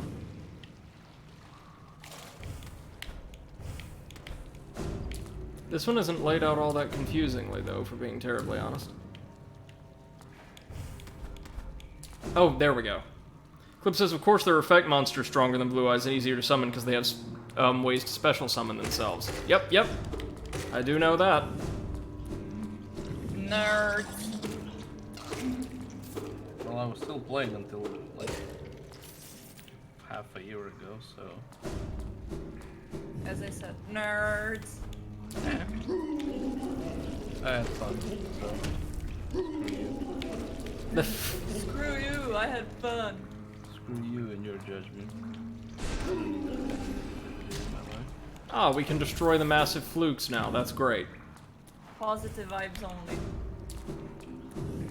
Yes, which is why I quit the game. Too many toxic people in the community. Really? Really? Yeah. Yu-Gi-Oh? Like, yeah, like the average age, at least here, of like players that go to tournaments and stuff is like, I don't know, 20. Ah, I see. Snuffy asks if you played many 2D platformers before. Oh, yeah, absolutely. Like, I grew up on the original, like, Mario and Metroid titles, and while I prefer 3D exploration-based platformers in general, this is less a platformer and more an action RPG, and I have a real fondness for, like, 2D Metroidvanias of this type. Cliff says, I think the strongest... Play Metroid. Hmm? I should really play Metroid again. You should. Anyway, welcome to Bug Heaven. Let me show you how this place works really quickly after we synchronize with a bench.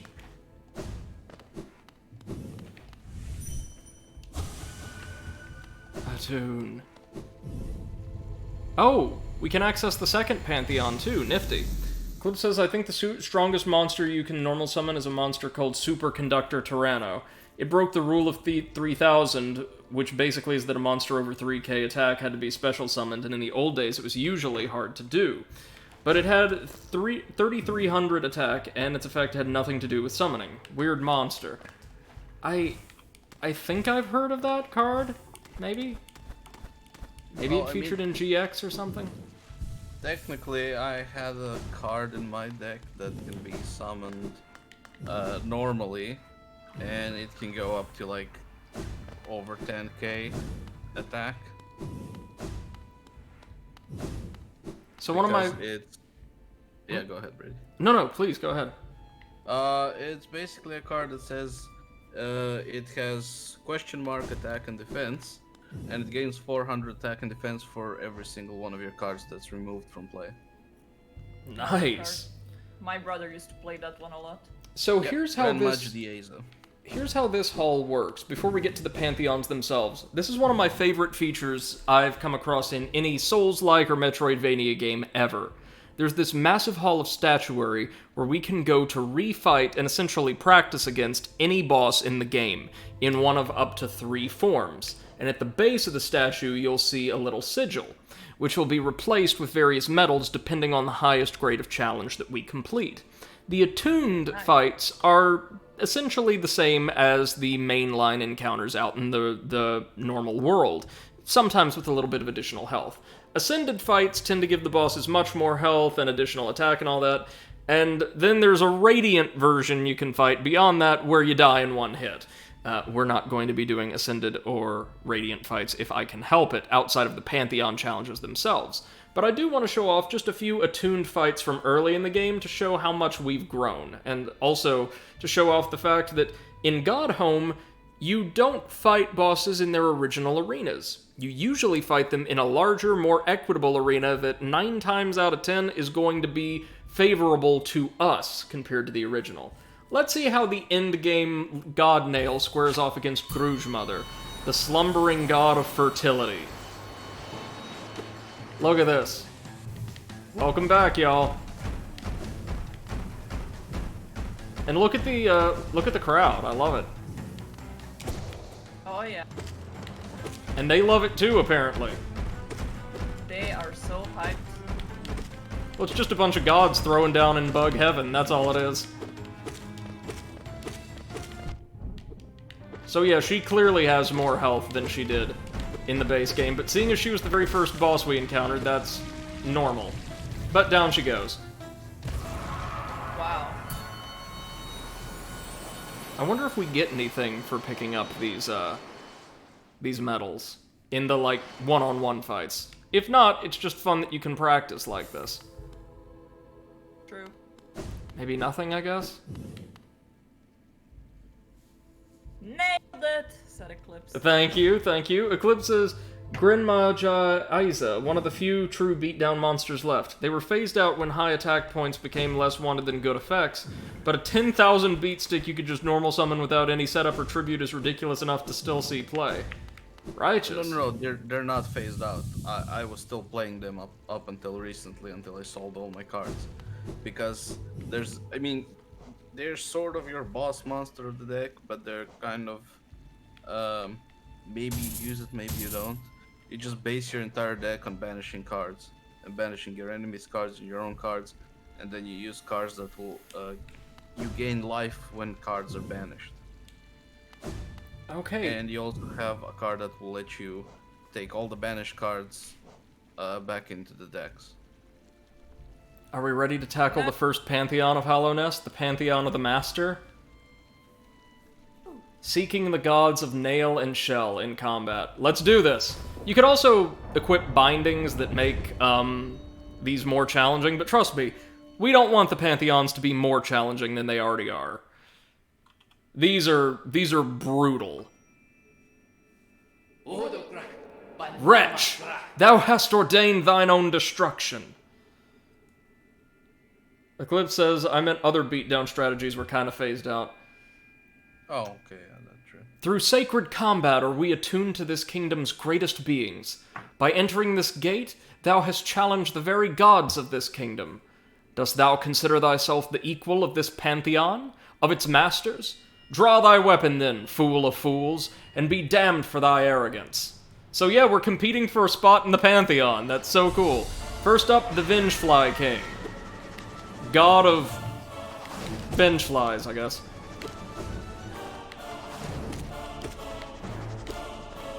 And look, the Godseeker itself is presiding over the ceremonies, and will be for the duration of the challenges. Yeah, call in all the help you want, mate. We're dealing too much damage for you to contend with. Oh, and we just jumped off the platform. That isn't great. Oof. Okay, okay.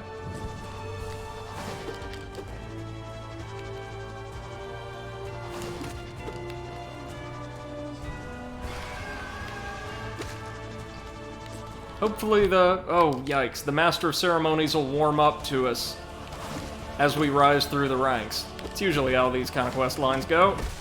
There we go! Easy.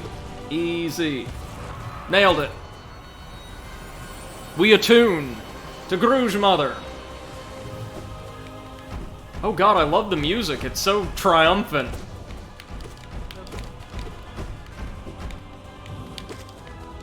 Thank you, Eclipse. Thank you, thank you. We're going to be writing that a lot, probably, over the next few days. That last Pantheon Gate requires us to defeat the bosses of the Grim Troop DLC and the Hive to unlock. But everything else, out of those 3 Pantheons, we should have. We attune to the night. Yep. Bring it on, sucker. Nailed it. Good, good.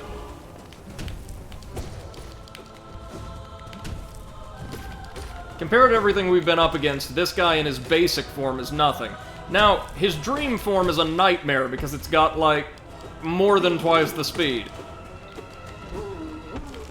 And the radius of its shockwaves and other attacks is greatly increased. But yeah, we can swat the debris it knocks down straight into its face. Lovely.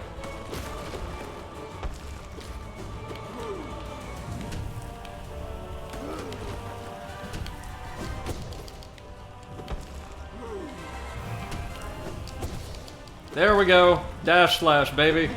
God, I love this music. This feels properly epic.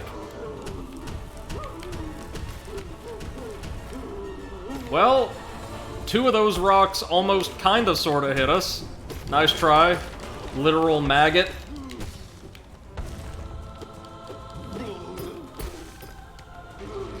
We attune! To the Moss Creeper, maybe?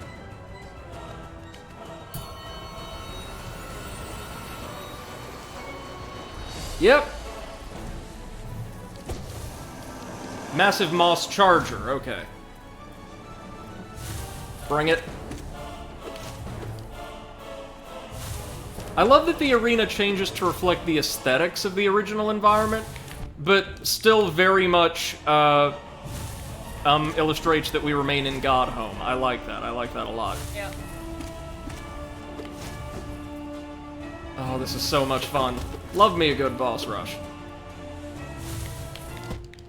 Oof. So maybe if it, stops diving at us. Something I'm not sure it did at all. Or no, it might have done once or twice when we fought it in the real world.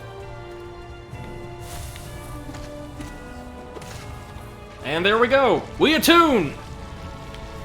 Oh, nailed it. Indeed, I guess Hornet's next?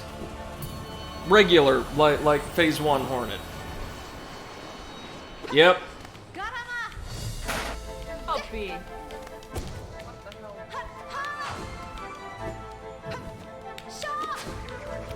Oh, and certain bosses seem to have their own versions of the God Home battle music, like the OST is changed up completely for her battle, and it's not her usual battle theme, I don't believe. It's like a remix.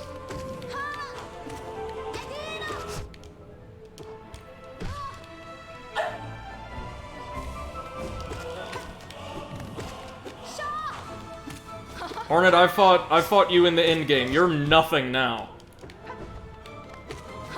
You really don't deserve your own game. Like, you weren't really that hard to fight. The second time, she definitely earned that sequel.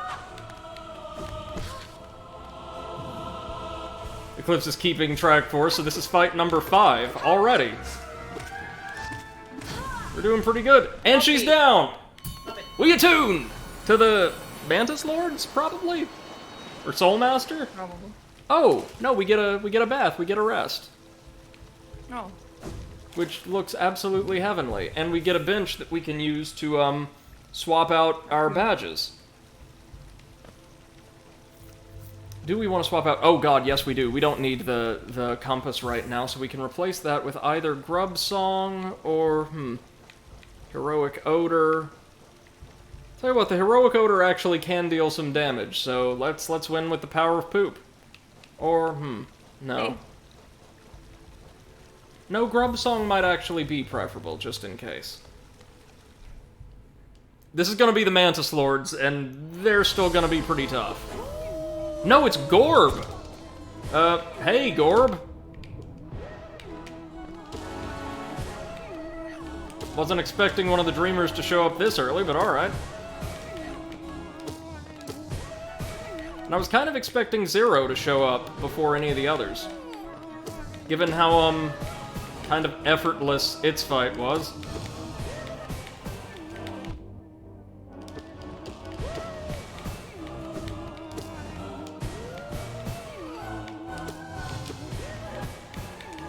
So Gorb is causing me way more grief here because those projectiles are really easy to dodge when they come more or less from directly above, not like this. Okay though, it's fine, we attune! Next. Now the Mantis Lords? No, it's Dung Defender! Yeah! Bring it on, you prince of shit!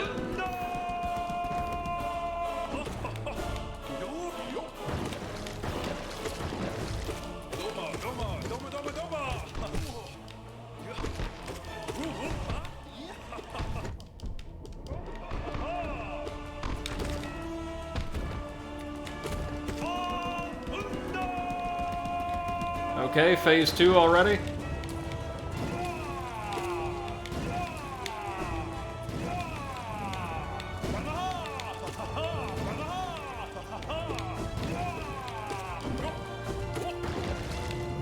A true prince of shit. He's done! We attuned! Nailed it! We still need to fight his dream variant, though, which is gonna be nightmarish, I'm sure. Now is... Oh, the Soul Warrior! Right, I forgot that this thing technically counts as a mini-boss, even though it didn't get an introduction of its own when we... Or a... Oh my god, I am leaping right into every single one... Fuck. Jesus Christ. So I guess Soul Master will be next?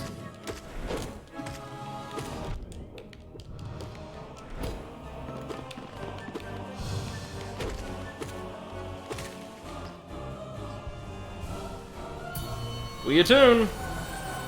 Getting chancier. Oh, the Moloch. Alright.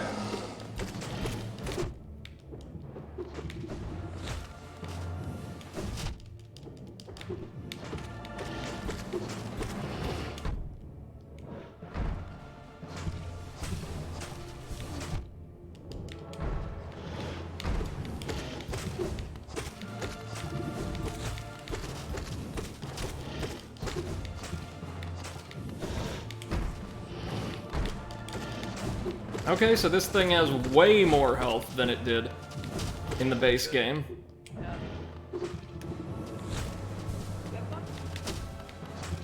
At least its corruption doesn't stick around as those viscous pools.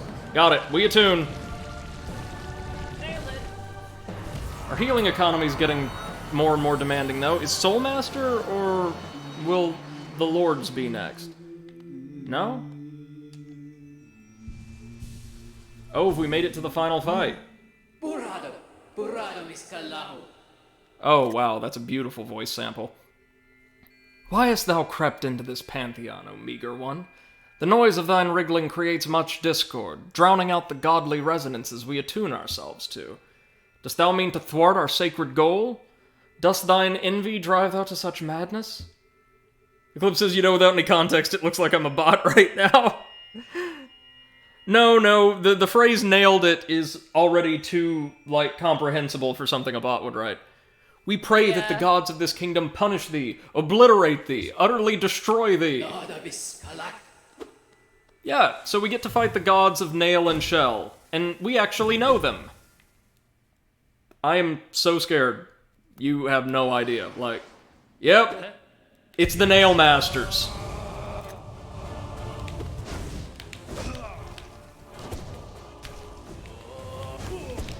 Okay, that makes sense. He taught us the dash slash. Oof.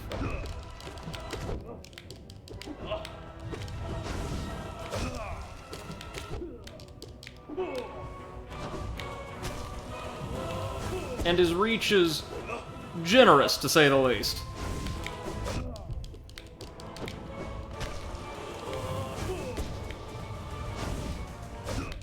Oh my god. But he's down. Kind of.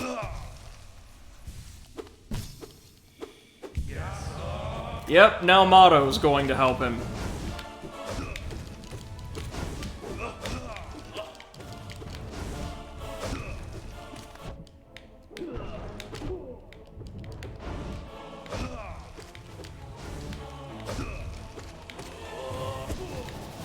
Okay, he of the spin slash.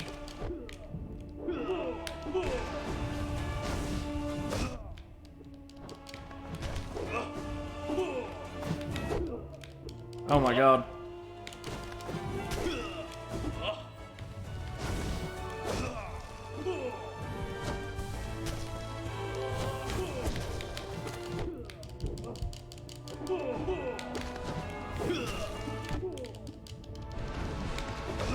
Oh, damn it.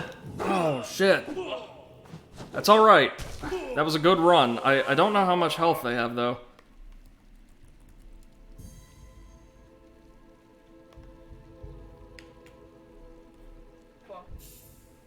Oh my god. Yeah, okay, so the two of them have a frankly obscene amount of health. Over 2,000. Uh-oh. Over 9,000! Well, we'll try again.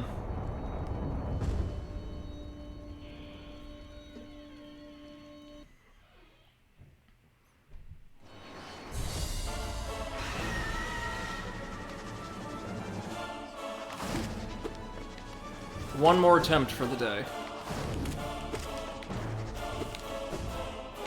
And remember, they're going to be included in the massive boss gauntlet we have to complete to 112% of the game as well.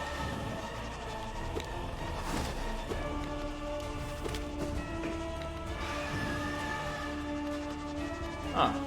It's roaring, but its backup isn't arriving. That might be a glitch.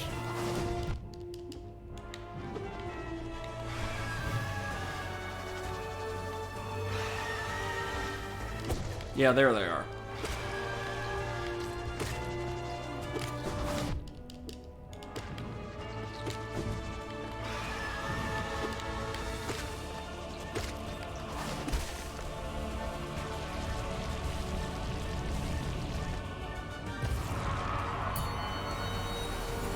So Eclipse, for reference, I just looked at their health. It was a good run. It was a good run, but we were not close. Motto joins the fight when Oro is not quite to half health, and he has about as much health himself. So the goal clearly is going to be whittle down the one, like keep an eye on him as best we can and whittle him down as soon as possible.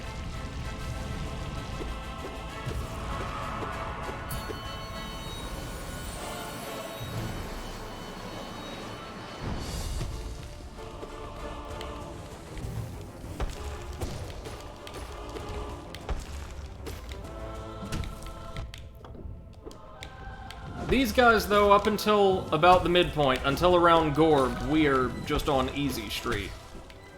Like, effortless street. Flips this, so kind of like the gargoyles. Yeah, exactly.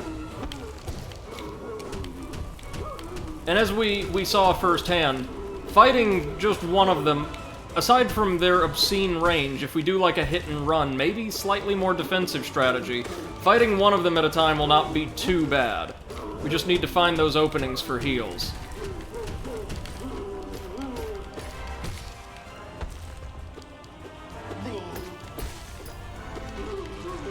Alright, well that's him done. We attune.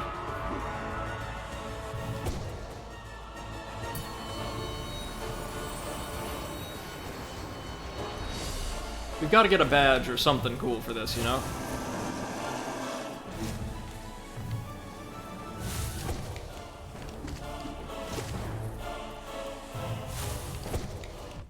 Oof.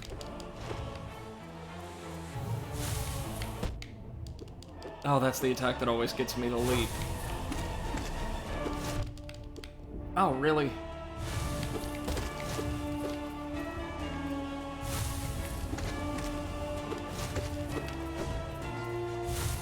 We're fortunate enough that most of this gauntlet is comprised of mini-bosses.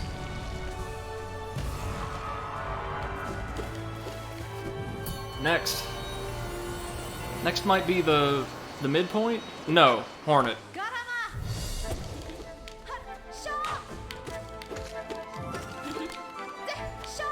Who, compared to everything else we faced in this game, is thankfully a cakewalk at this point.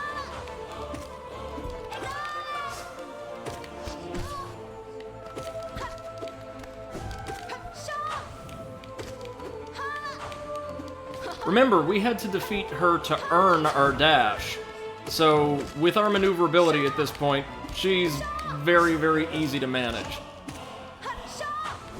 And yeah, I see what Dre mentioned the other day. She is much, much faster in Phase 2. Well, actually, maybe she's not, but there isn't as much of a delay between attacks.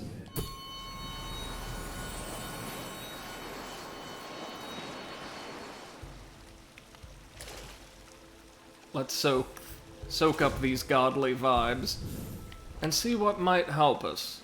Do we really need the long nail, or...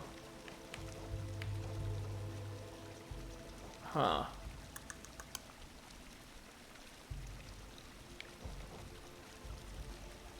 I'm trying to think.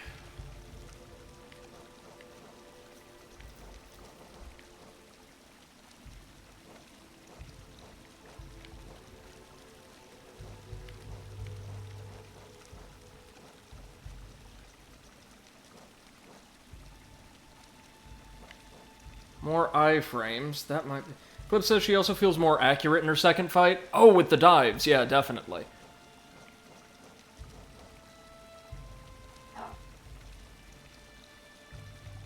Maybe in the place... Let me just try something.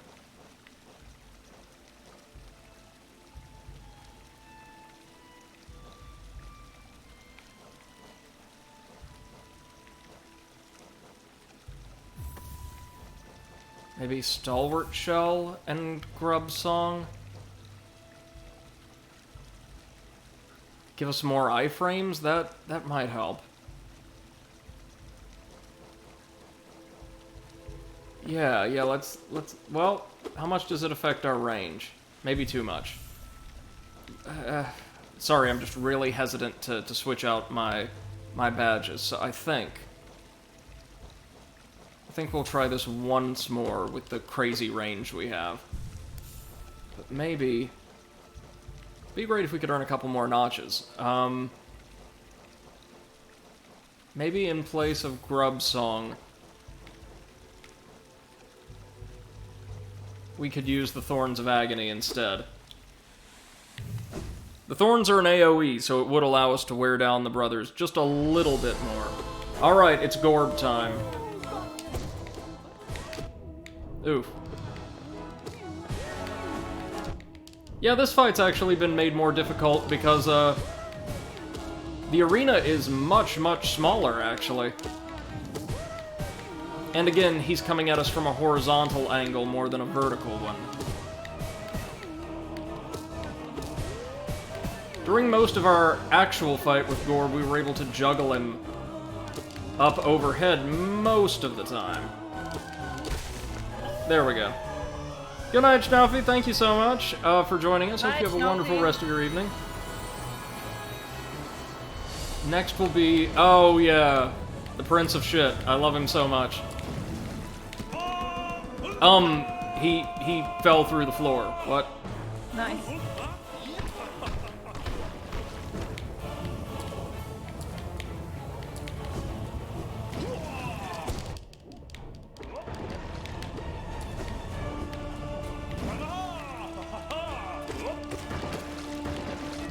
Oof.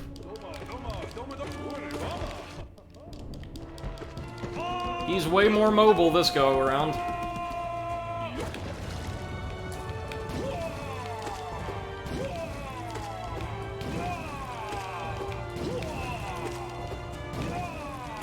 That attack looks a lot, both literally and figuratively, nastier than it is. Down he goes. Cliff says that was interesting. Yeah! I guess you could say his pathfinding went to shit. I'm not sorry. Wow.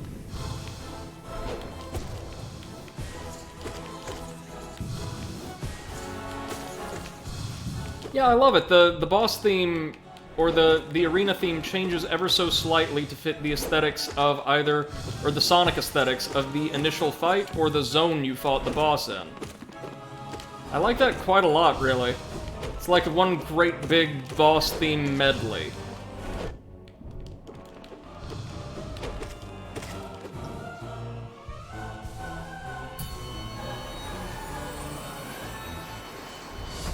Okay, the Moloch.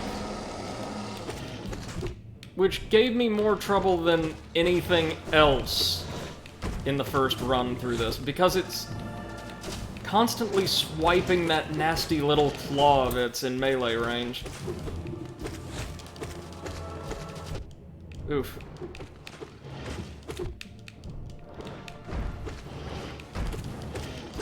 Just go down already, okay.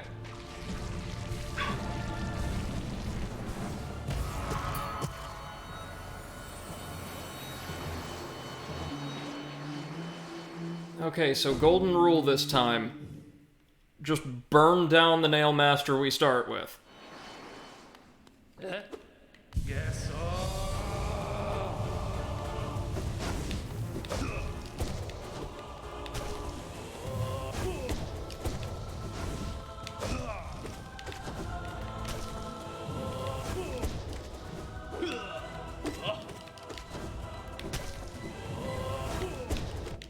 Oof. You know, I love the design of the Nail Masters. Very simple, but elegant. Okay, phase 2.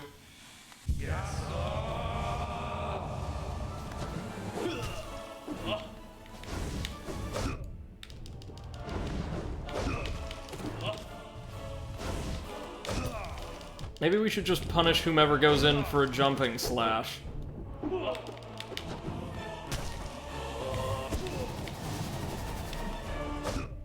Oh right, I forgot, They just take up a lot of fucking space.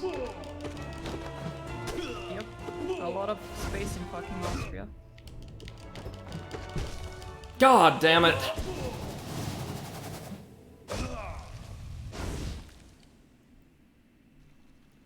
I'm noticing that's kind of the issue I have with a lot of these late game bosses, is they allow absolute... Like, I get it, you have to find a way to adequately challenge players with a really versatile set of movement options and combat options and all that, but it seems like the way they've elected to do that in a lot of these cases is just to throw an endless train of attacks coming from very large enemies who also deal contact damage against you. And I don't think it's bad, I just don't know how I feel about it. Unfortunately, we're not going to be able to complete this Pantheon today, folks, sorry to say. Because Lie to us.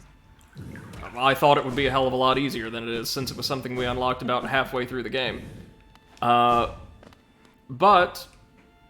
one thing that we can do is enter our little hall of trophies and leave things here for today. Fingers crossed I might be live sometime tomorrow with more. Thank you all so much for joining me. A huge thanks to Seth the Overwitch and Comrade Potato for joining me on commentary today. Really appreciate you both. No worries. And folks, I hope we'll get to see you again sometime soon in the near future as we've, oh, we can adjust the boss's form here. That's cool. We did get a lot done today. We killed a lot of late game bosses and have mopped up everything but the dream bosses and that last Arena of Fools challenge, which is just going to be a nightmare and a half to tackle. But we might be able to do it with some of the... Oh yeah, and just by reaching the boss, of course, we can actually practice against them here, which I might do off screen. Oh, thank you, Eclipse, I appreciate that, man. And I will also off screen try to get one more mask by delivering a flower to the grave of the mantis. Oh god, yeah, that's gonna be fun to do again. Oh, did we unlock his dream variant? Okay.